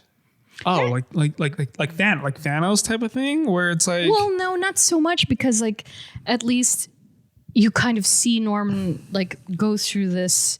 He's a normal person. Yeah. And then he slowly starts to lose it and then becomes the Green Goblin. Like kind of like Dane DeHaan as Harry Osborn in the first Amazing Spider-Man and second. Because he's there, he's his character, but then by the end of the first film into the second, he's officially on the train to Crazy Town. If it was Willem's portrayal, probably. I would love to see that, but I know when it comes to like movies, you know, they always need a villain. Yeah. In that the protagonist needs to defeat or something. Right. But yes, if there was a way to prolong Willem Dafoe's Green Goblin, 100% I would see that. Kind of like what's happening in the Sony Marvel PlayStation Spider-Man game. Yeah, exactly. They're kind of setting up. Yeah. You know, Harry's trying to save his, Norman's trying to save his son. Mm-hmm. MJ and Peter don't know what's really going. They think he's in Europe, but really it's something else. Yeah. And it's ultimately a setup that Harry maybe potentially becomes Green Goblin, right? Or Venom, or a symbiote of some sort. Yeah. So that kind of drags me in more as a story, because you're like, ooh, like who's he gonna be? Is it a symbiote? You know, so. If it was Willem's portrayal, I would have loved to see that fleshed out, because we all obviously know how great, so good, how great he portrays Green Goblin. Green Goblin, yeah, and that's the thing. That's kind of why I'm another reason why I'm very satisfied with No Way Home, because it's like now that they've more or less brought back an iconic portrayal like Willem Dafoe as Norman Osborn and the Green Goblin, they don't have to do it again. Yeah. They don't. He elevated his game as Green Goblin, which I was like, how do you play something even better than when you played it for 2002? Yeah. 20 years ago. 20 years later. Like, how do you elevate it and still like Incredible. not lose a step? And he did it. Yeah, like So you not only did you insane. lose a step, like Yeah. you came back even like stronger. Oh yeah. He was And- even more menacing, and Exactly.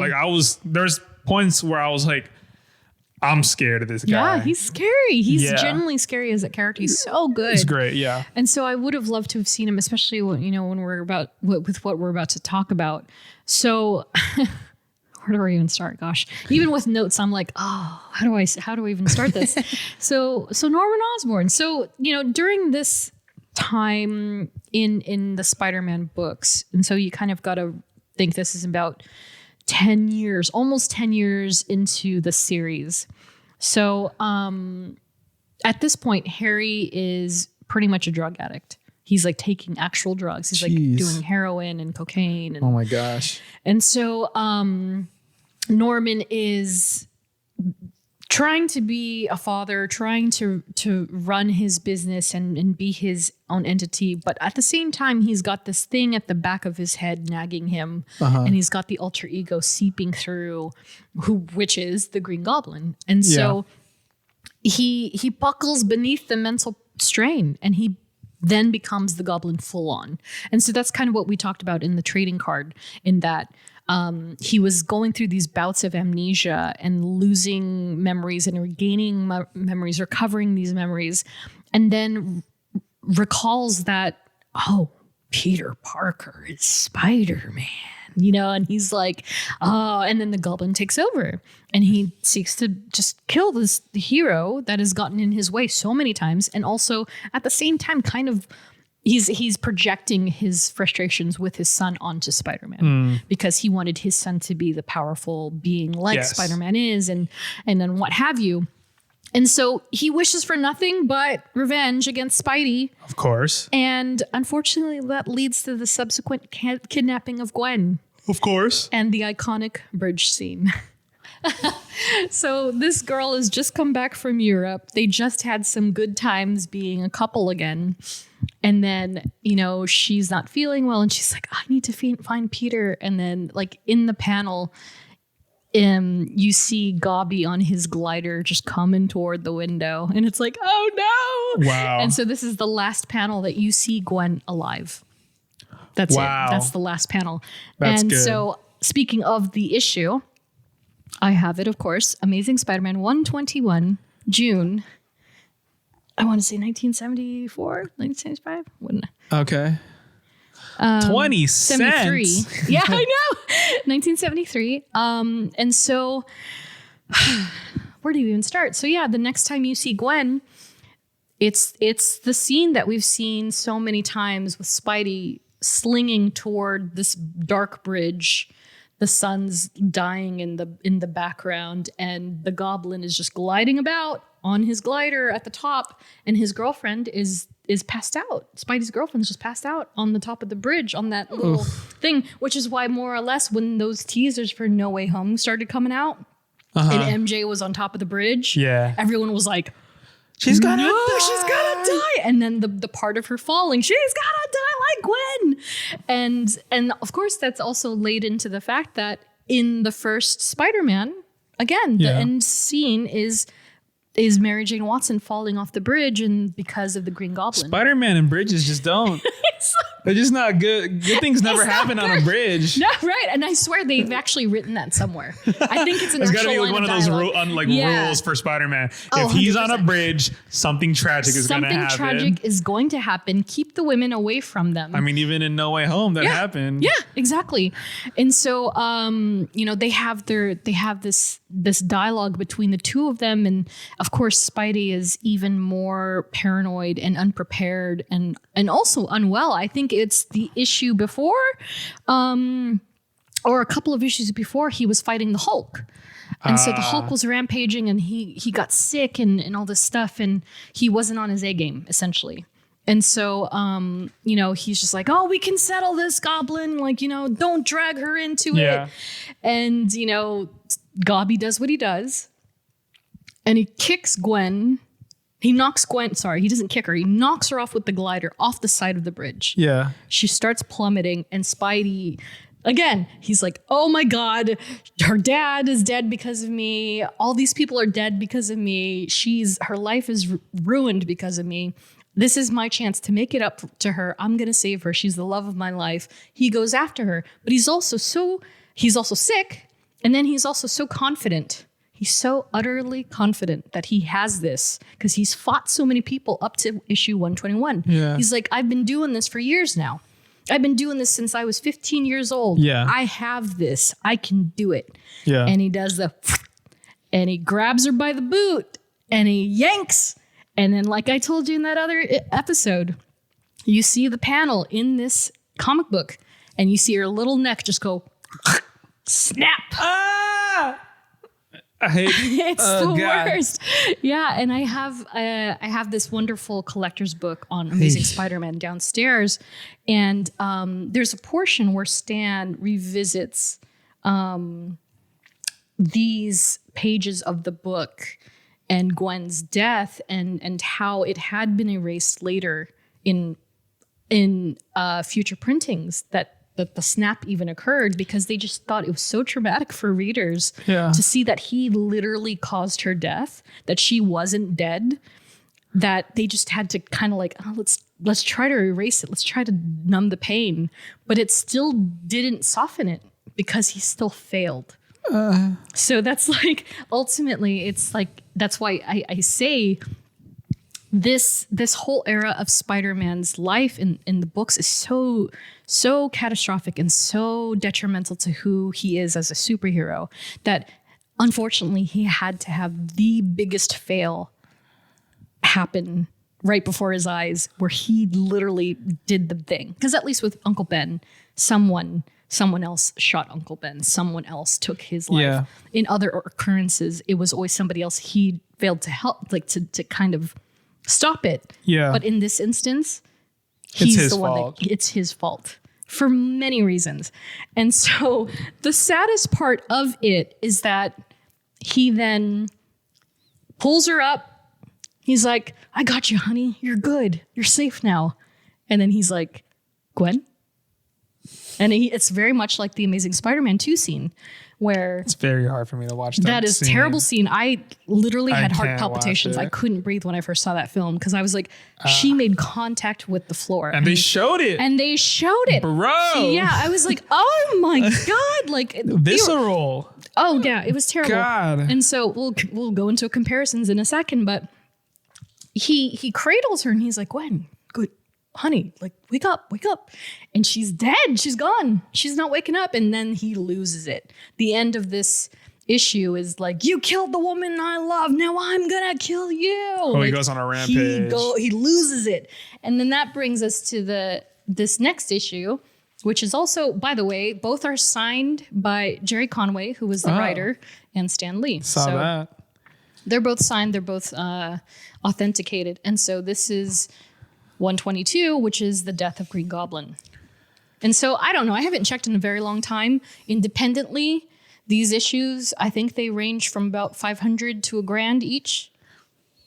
So put that in your Captain Stacy pipe and smoke it. Wow. Yeah.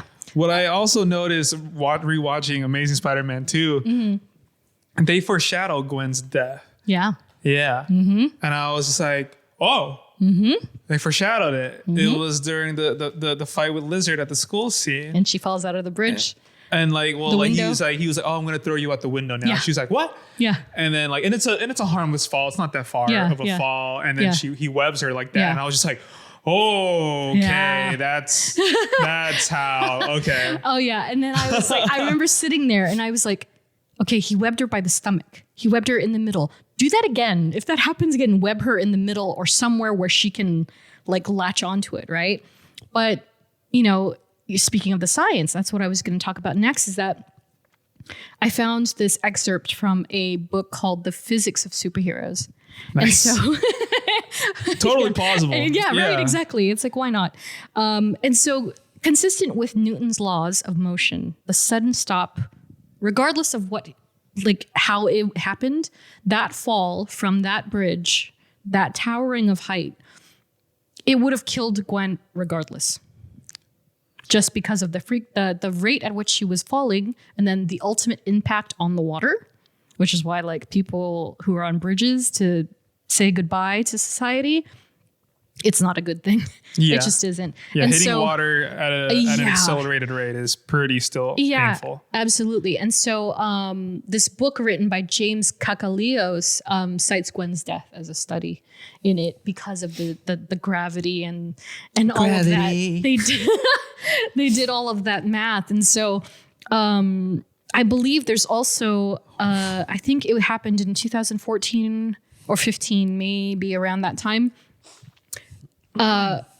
Writer Dan Slott actually wrote a side story at the tail end of a Spider-Man book where it revisited Gwen's death, the death scene rather, and cherry on top, although she's unconscious, she wasn't. Although she appeared unconscious, she wasn't. Huh. So her eyes were closed. She couldn't move, but she was completely aware of what was going on around her. Damn. So it's I don't know like what's worse. salt in the wound, right? So yeah, that's even if you want more heartbreak, you can read that. But so that brings us back to Amazing Spider-Man 2, where Peter and Harry, who is now the Green Goblin 2, are fighting in that clock tower. And then Gwen sadly is there, and Harry sees the collateral that he can add damage to Peter's life by tossing her over the edge. And that scene is so bad. It's the worst. And the way the web is like literally reaching out to grab her. It's a very hard scene for me to watch. Oh, I hate it. Well, knowing that there's death and then knowing that and then you see the impact on screen. You're my gosh. Holy creases. I know. I kind of, this is me being a science nerd, but I kind of hate that they show impact because we all know if that happened legitimately, her head would have exploded. Sure. Yes. But also, I think it's also important that they showed the impact because now you're like, oh, she ain't coming back. She's dead. But see, would you have for me, I would have preferred that they just featured her like neck snapping rather than her like literally bouncing like a ball. It was a creative choice. Oh, terrible. But I mean, fun fact for those of you who don't know, but during that scene, Andrew was positioned in a way and brought into the scene that after the fall, after he has successfully failed at saving her, he did not see Emma rigged up dead until that day that he came into film. Oh, so he didn't find out that she was dead until that day on set. Right. Like he knew that she was going to die. Oh, okay. Because they've done table readings and whatnot. But he never, it's different when it's a visceral experience. It's different when you're actually seeing this in front of you. Oh, okay. And so his reactions on screen are authentic. Completely because authentic. they did a whole rig of her like bouncing and right, because she's hanging from the thing and he has to pull her off of it, and then he's like, Gwen, I gotcha. And it's very much like the comics where he's like, I gotcha, honey, like Gwen, are you okay? And then he sees that her nose is bleeding and she's just lifeless. And so that whole thing, and then him breaking down and like, don't go, stay with me, it's all Andrew Garfield goodness. And it's all like 100% honest, because by that time they were dating. And so it's like, can you imagine like you go in and then you see her, you know it's a job, you know what this entails, but to like imagine it, but also she's there, see it, and then know what's happening in that story for you, and how you're supposed to react. My God, so that's really sad.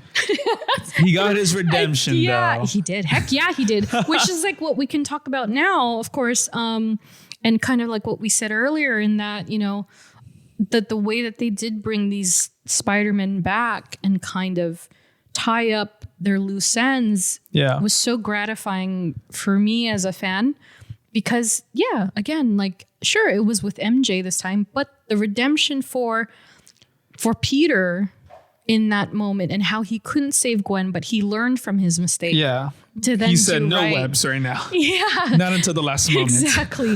And that did he pull her toward him? She's falling back. He accelerates towards her. Right. He grabs her. Right. And then He webs up. flips and then he webs up. Right. Yeah. See, and that's what he should have done. And it's kind of like a novice thing because it's like, Pete, you're a science major. What are you doing? You should I have known wish that this. scene lasted Yeah. a couple seconds Me longer too. in slow motion. Yeah.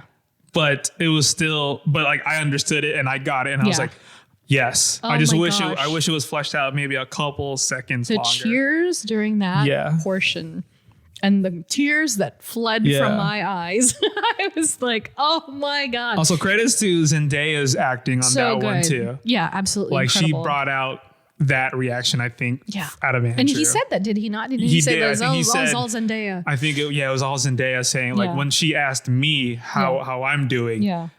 that's when he was like, Yeah. oh, I don't know. So good. So good. And so, depending on who you ask, the death of Gwen Stacy signifies the end of what was known as the Silver Age. And so that very moment is when readers of that era were like, oh, wow, people don't just come back.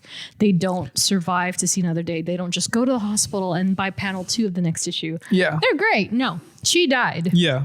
She died. Her dad died. It was over. Need it was more over of for that. them. Yeah.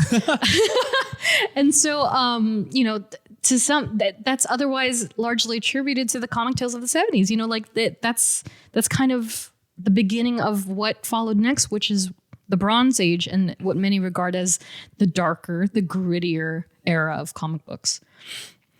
Aside that, so Norman Osborn, I have so many thoughts about Norman Osborn, my friend. Oh my God.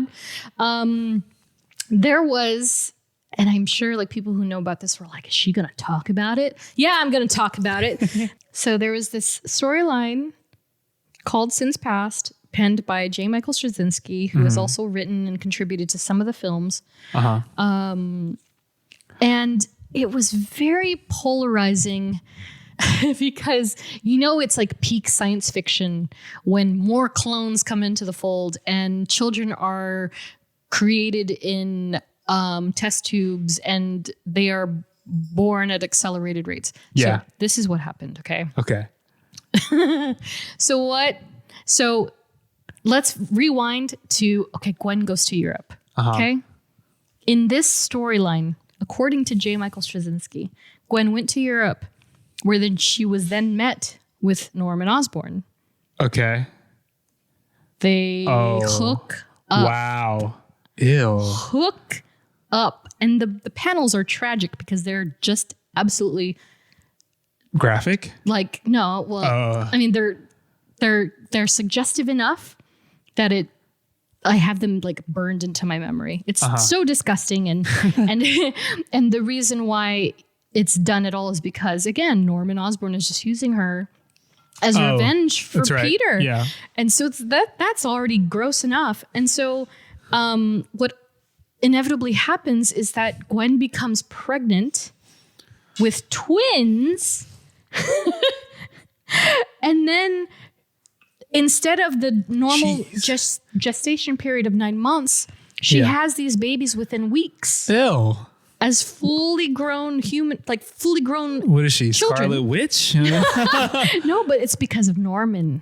Because Norman Osborn is accelerated and enhanced because of the goblin serum. Oh my gosh, yes. So she gives birth to these children. Yeah. And then when she completely is like, I don't want anything to do with you. It was a mistake. I don't want this. Yeah. That's when he decides he's going to kill her and brings her back to the States, puts her on the bridge, and then the whole thing goes down. God. Exactly. So it's like, oh my gosh, as if the storyline wasn't terrible enough. And Now messed you're up going to, already, yeah. you're going to add this whole thing that, Gwen Stacy was not in fact the pure-hearted, intellect that she was all this time. We're going to go ahead and taint her memory and then say that she slept with his worst enemy and then had his babies. So then she has these 2 children, and then Sarah, and I can't remember the boy's name. And then they grow to be adults in no time flat. They're literally children in one panel. They become toddlers and then they become young adults. And then miraculously, they look like Norman and they look like Gwen. And so these clones kind of go through this process. I think it spanned 2 Spider-Man titles over maybe 6 issues total, maybe less. And essentially they disappear into the night. They realize they're still aging at a more advanced process. Yeah. And they're ultimately going to become old people and die. Sure. In like 2 years flat. You know what I mean? Oh, It's like yeah, that's right. super duper, right? Jeez. And so I was so distraught by this storyline that I hunted J. Michael Straczynski down at the comic book at San Diego Comic-Con. Wow. The year after this happened. You asked him about at a it? Spider-Man panel. And he was like, "Do we have any questions from the crowd?" And I raised my hand and he was like, "Young lady in the back." I stood up with that mic and all I said to him was, "Gwen Stacy?" And I gave him the worst look in my life. And he was like, he adjusted in his seat. And then he goes, okay. He knows what he did. Oh, he knows what he did. So he adjusted in his seat. He sat down and he was like, look. I love this. I love this. Yeah, he knew I was coming for him by the throat, right? He's like, "I got to admit, it was a low point. I was bored." Wow. And I was like, that's all you have. Like, I didn't say this, but I was like in my brain and on my face, I was like, that's your response, is that you were bored. So you decided to give that backstory and everything. Oh my gosh. I was livid. I was absolutely, positively livid. Wow. And so he went with that for the longest time. And it was canon for the longest time until last year. Wow. I got redemption, baby. Nice. And so... Same guy? No. Oh, different okay. guy. My hero, Nick Spencer, Okay. creator of Captain Hydra, actually did it in a recent Spider-Man, Amazing Spider-Man number 73. So the numbering is all over the place. Yeah. But Amazing Spider-Man number 73, and this is my favorite part, Jeff. My favorite part is that Norman Osborn's losing his shit. He's like, what's happening? And he gets visited by an artificial intelligence, an AI backup of Harry Osborn. And he's like, "You really think that a classy woman like Gwen Stacy would ever sleep with you, Dad?" And then Mysterio pops up on another screen. And he's like, Norman's like, are you saying that? And he's like, "Dad, none of it was real." Wow.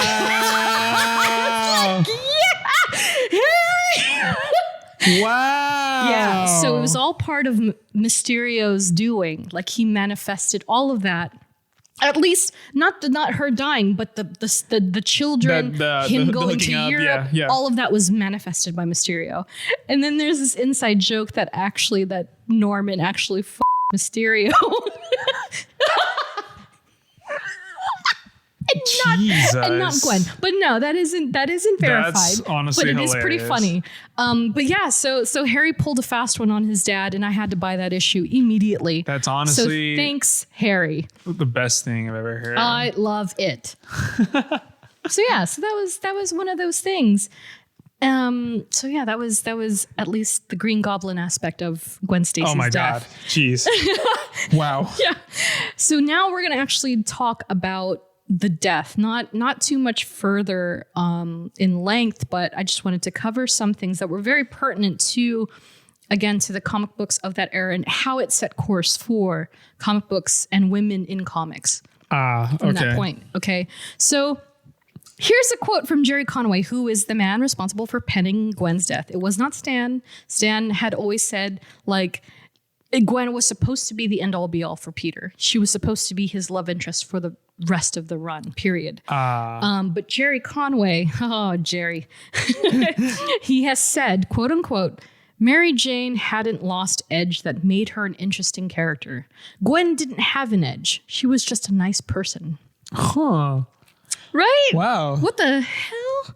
And so, mini-me, reading that, I was like, So Nah. you can't be interesting and nice Yeah. at the same time. Like, and I always felt like, to call back to the question that Ariel had at the top of the show, I was kind of like, as a child, I was like, it's hard enough being a girl. There's a line from Virgin Suicides that, the doctor's like, honey, why did you try to do this to yourself? And she's like, clearly, doctor, you've never been a teenage girl.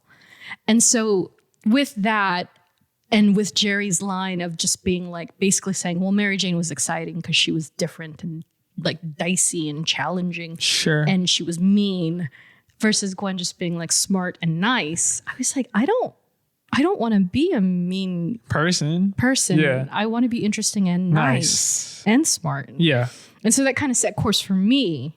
And so that's exactly why like Gwen Stacy is so important to me, because she kind of set this precedent of, you don't have to be what other people expect you to be. You can be who you are, simple or not simple or complicated, strong or weak in whatever way. And you can still be as formidable and as important and as exciting as the people who are like that all the time. Oh yeah, we're posting that on Instagram for sure. We are making that one of our teasers with the caption. There we go. There we go, And guys. so, I don't know if you see this, but I keep wiping my eyes because it makes me emotional. But Hell yeah. But again, I love Team Gwen Stacy, y'all. I'm converted. It's okay, Jeff. You can still love MJ as long as you make room for Gwen too. As long as she ain't a Oh, blimey. And so there's this thing. Have you ever heard, my dear friend, of this thing called women in refrigerators? That sounds incredibly sexist. Yeah, it's pretty bad. So this is kind of a concept that I call fridging or the fridge bridge. And so you won't really often see this as much as it used to happen. But it's best described on Wikipedia as the comic book trope whereby female characters are affected by injury, raped, killed, or depowered, an event colloquially known as fridging, sometimes to stimulate protective traits and often as a plot device intended to move a male character's story arc forward. A.k.a. what Gwen was in Spider-Man 3. She's only there to further Peter Parker's motivation to become a hero. Yes. Okay.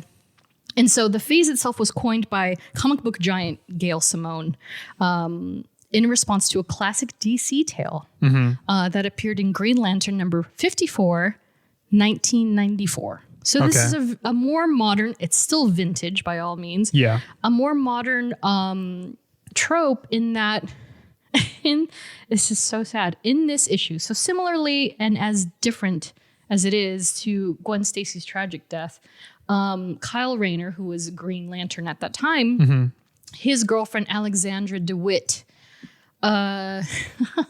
is essentially killed. Yeah. And her corpse is stuffed into her refrigerator.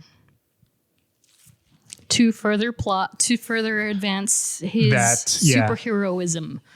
And so they liken Alexandra and Gwen in that they were these characters on their own, and then ultimately they have this incredibly traumatizing, dehumanizing death for the sake of this character advancing in their importance.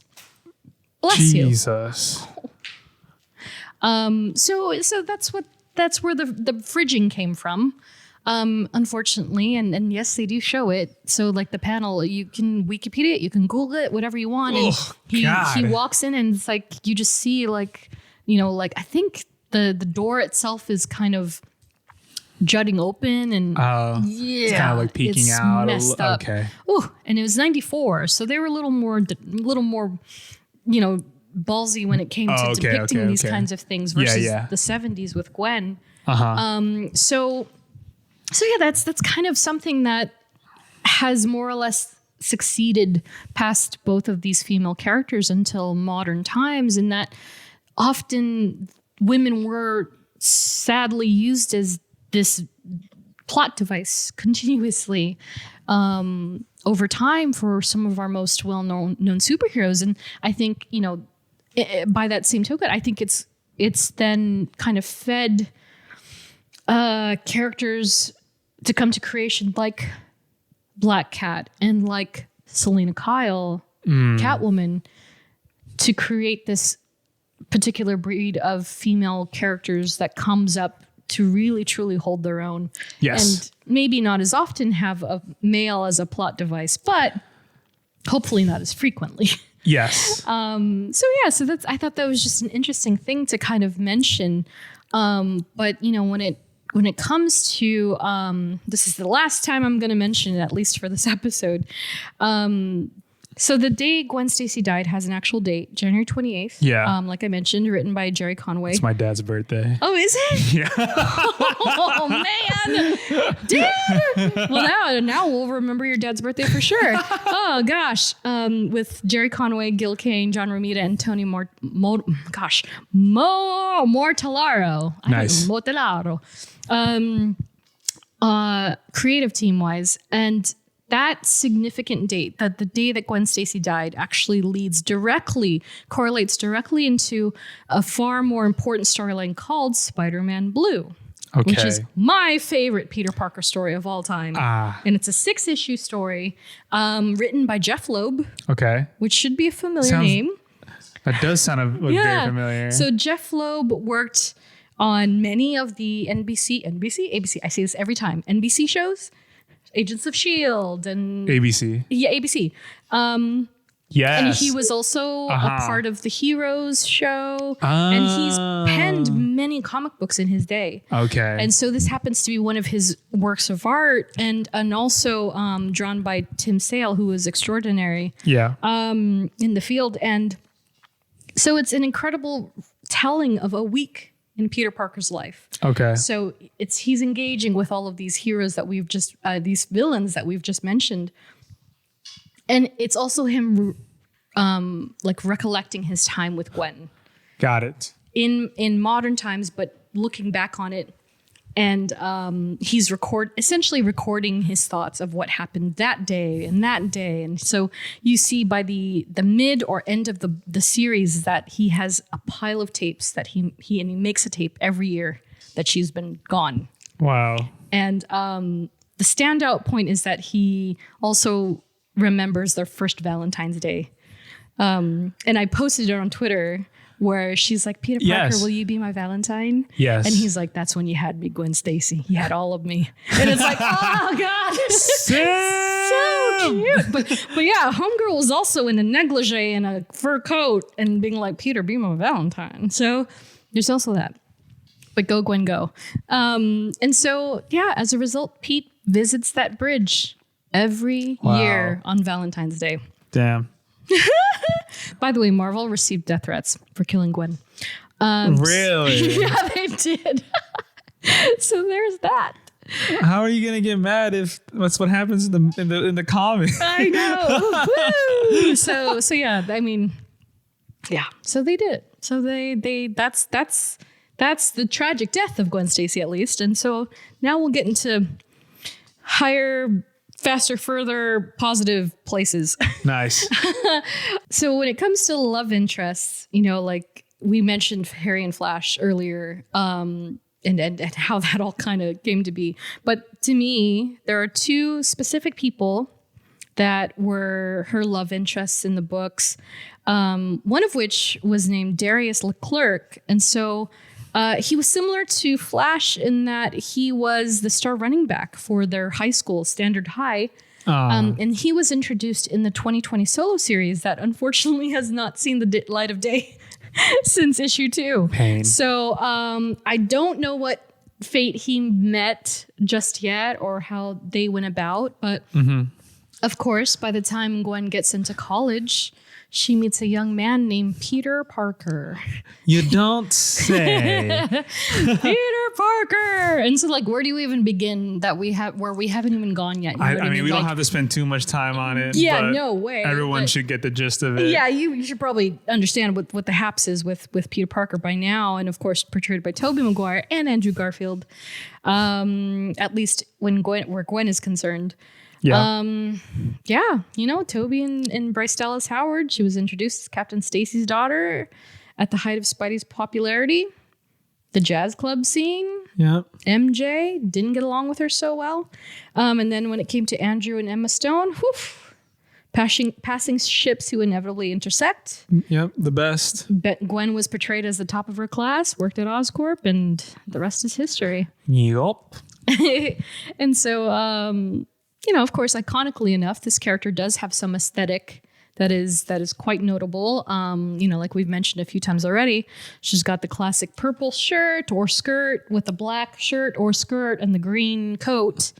The headband too. Yeah. The headband is classic. The calf high boots, very Gwen Stacy.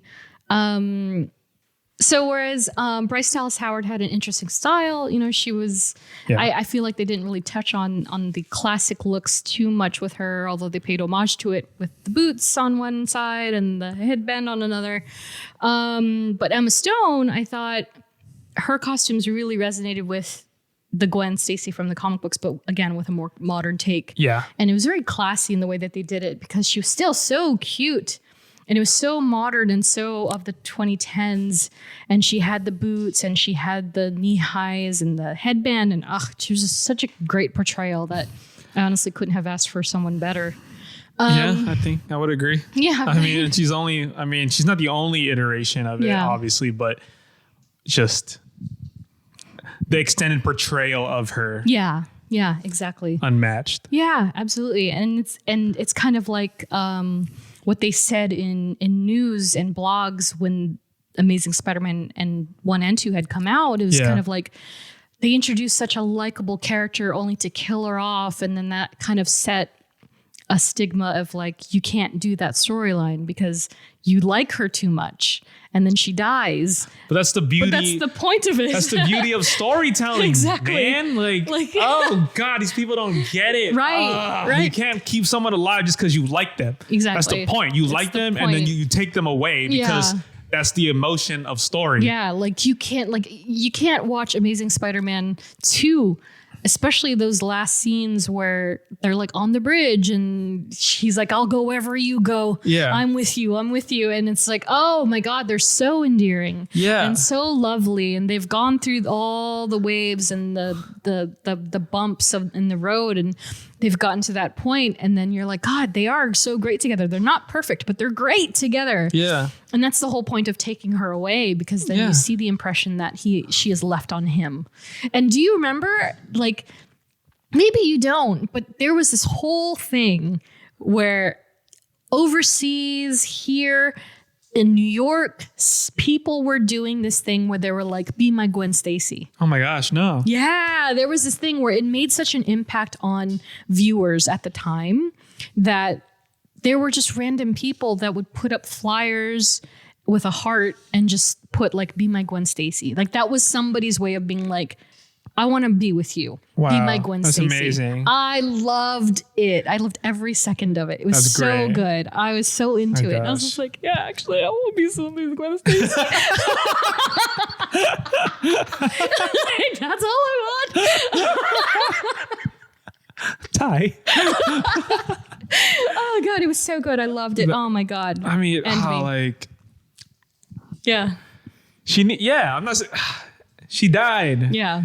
And like that kind of reaction from the general public proves Yeah. how Exactly. great she was. Exactly. And then how much impact she has. Yeah. You know? Yeah. And like imagine if, like, I know obviously a lot of people would have loved this, but it's like, imagine if Iron Man didn't die or Yeah. didn't sacrifice himself.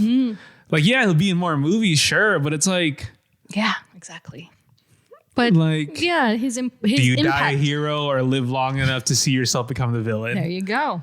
There it is. Take it away. Well, like it's like fine. how everybody says. It's like it's candle fine. of the wind mentality. And then people always say about superhero movies, like, oh, like the hero always wins. Or they're always da da da da da, whatever, XYZ. It's always a happy ending. And it's like, and then now you're like, okay, cool. Yeah. I'm going to kill Iron Man. They're like, whoa.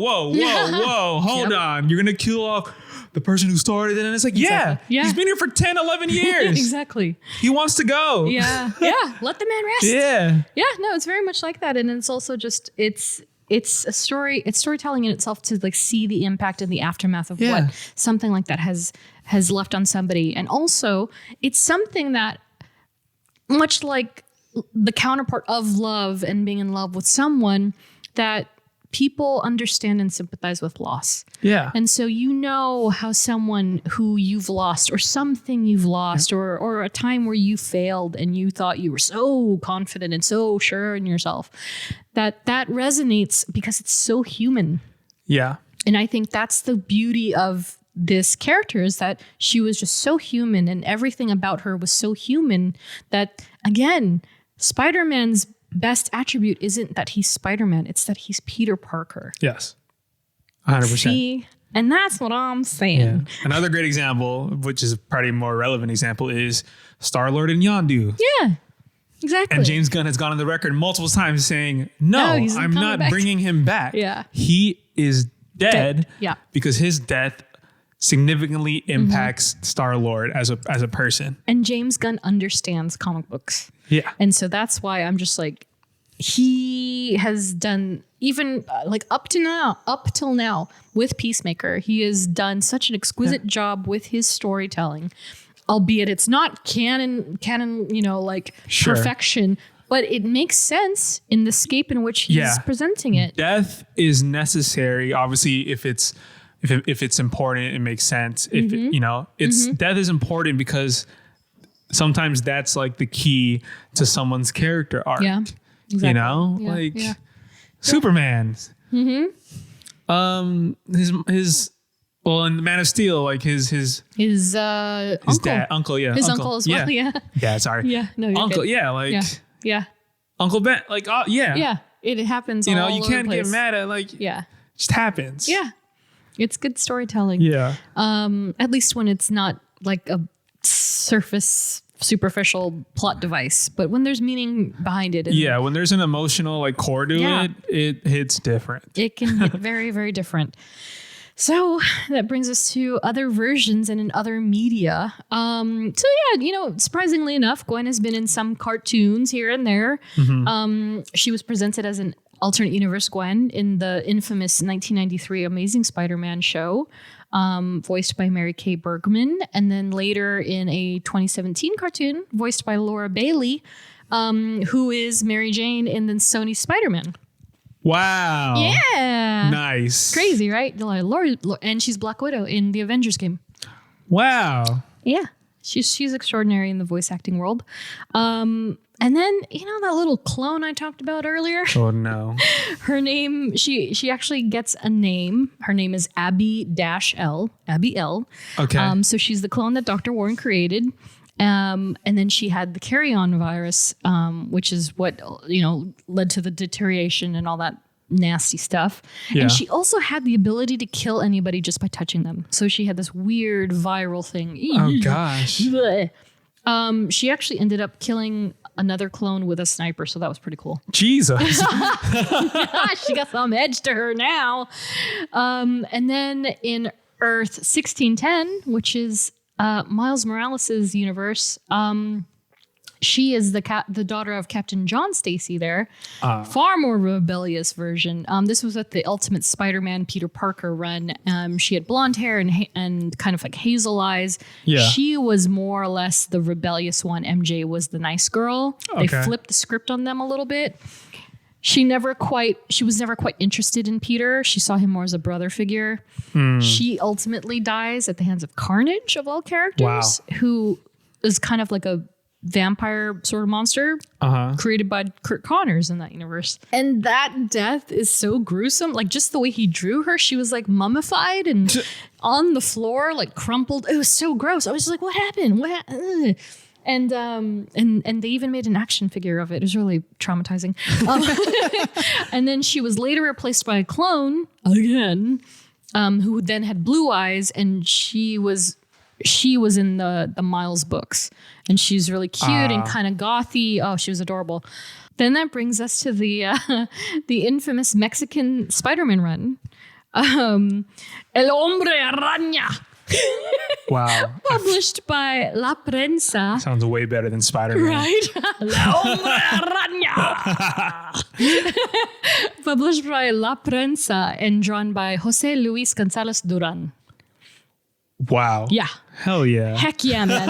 and so it was distributed to readers in Mexico, but also available in Argentina, Chile, Uruguay, and Peru, as well as Spanish-speaking communities in California and Florida. So what makes this specific Gwen so interesting is that Mexico was like, no, we like Gwen Stacy. We're not going to kill her. So interesting. They took matters into their own hands and they said, wow. You see that at that issue 121? That doesn't exist. That doesn't exist in our universe. And they imagine, oh, you know, like the ancient one, right? With the timeline. Oh, they're like, no. And then like, El Hombre Araña, no. And they like give him his own timeline where that fantastic meme at the top of the year happened when they were like, that guy tweeted, it was like, Gwen Stacy is thick. Yes, that's what I was thinking of.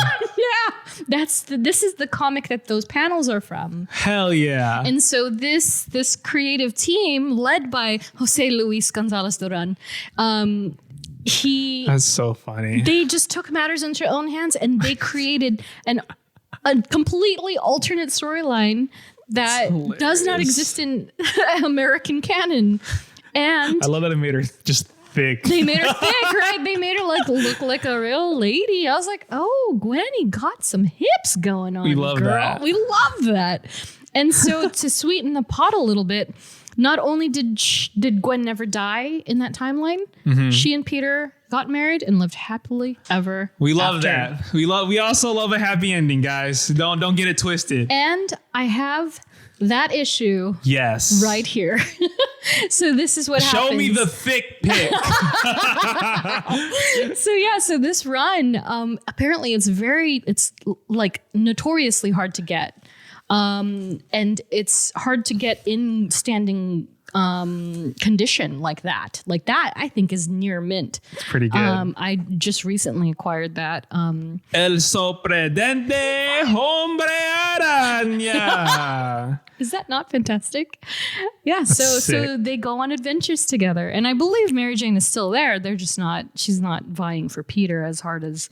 Gwen does look thick even on the cover. Yeah, I was like, I Respect. appreciate this. Thank you. So that was an interesting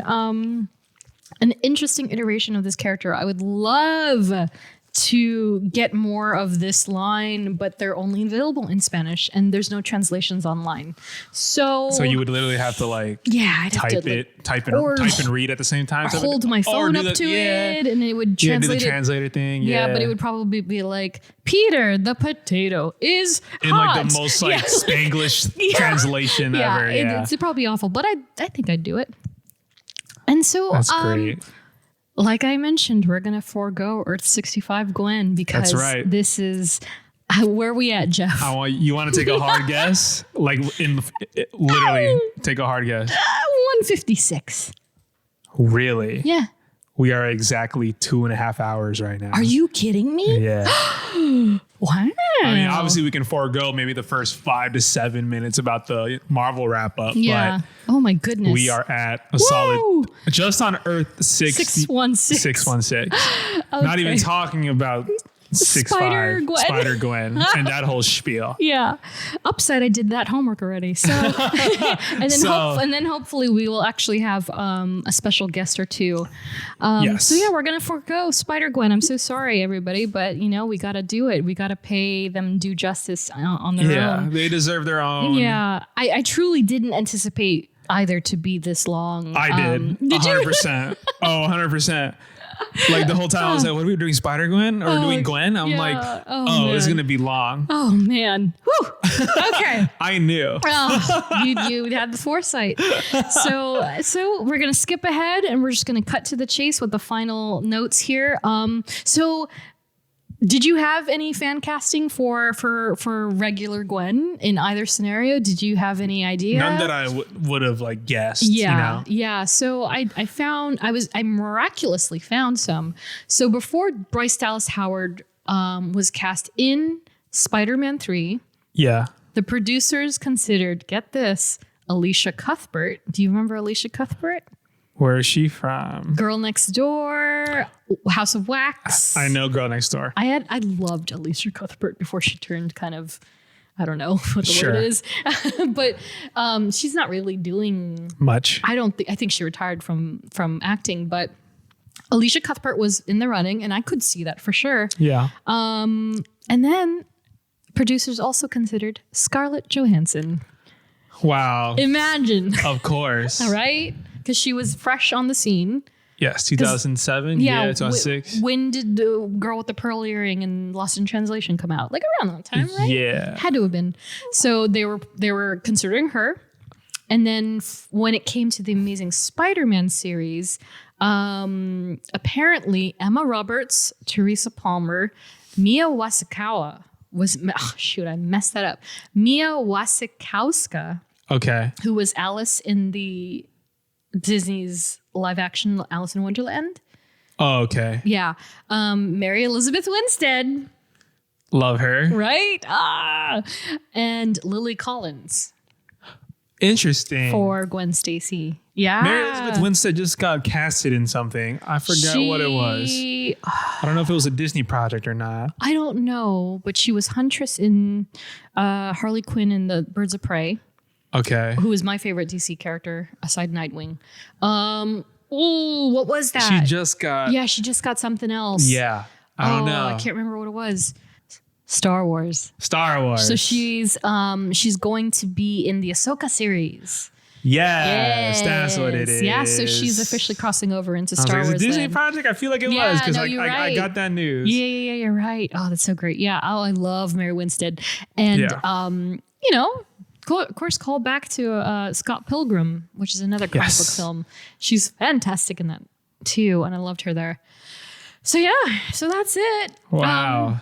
I have a lot of suggested reading to cap it off. I'm sure you do. Spider-Man Blue by Jeff Loeb and Tim Sale, perfect for Valentine's Day, which was just a couple of weeks ago. The Death of the Stacys, a compilation pulling together the issues of Amazing Spider-Man by Stan Lee, John Romita, Jerry Conway, and Gil Kane. The Gwen Stacy Soul series by Christos Gage and Todd Knock. And then, so that's it, because the rest of it was Spider-Gwen stuff, and we're going to hold that. We are saving that. So that's the end of the show. That, I mean, like I said, my premonition was correct. I knew we were going to go that's a so long time. crazy. I'm so sorry, but also you're welcome. This is only half of what my Dai gosh. has, guys. Yeah, right. So you guys better get excited for Spider-Gwen, Spider-Gwen. my daughter. I like to tell people I'm Ghost Spider's ghost mother. I would agree. And we can get into that when we get into I mean, it. it makes me want to. I mean, it lets me watch Into the Spider-Verse again. So I mean, who wouldn't want to do that? Shucks, gonna have to watch. Oh my no, God. Into the Spider-Verse, probably the best movie before No Way Home ever in existence. Yeah. It's pretty up there. It's for pretty sure. darn good. So thanks for listening, everybody. Next episode, Mini Marvel. It's a mini Marvel. So we get to talk all things Marvel. And then after that, we're kind of weighing our options. Yeah. It could be Peter Parker Part 2. It could be Spider-Gwen. It could be another character. But we'll see Could in a be week Green or two. Gobby. It could be Green Gobby. It could be any of these characters. Yeah. A We Are Groot salute to Ashley, Andrew, Ed, Katie, Jenny, Robin, Joe, Liz, Ariel, Claire, Laura, the Arachnerd, Melanie, and Nats. Follow us on social, STRKCNTRST. And if you like what you hear, please, we're begging you, review, rate, and subscribe on your chosen podcasting platform. It would help us tons. Yeah, hit the subscribe. I don't know what if it's left. Just hit it. Hit it. And review. Hit it. Tap 5 it. stars. Do it. Only if you want to. Yes. All right. That's it. Thank you. And we will see you guys in the next one. So long. Bye. Bye. It's easy to feel hopeful on a beautiful day like today. But there will be dark days ahead of us too. There will be days where you feel all alone. And that's when hope is needed most.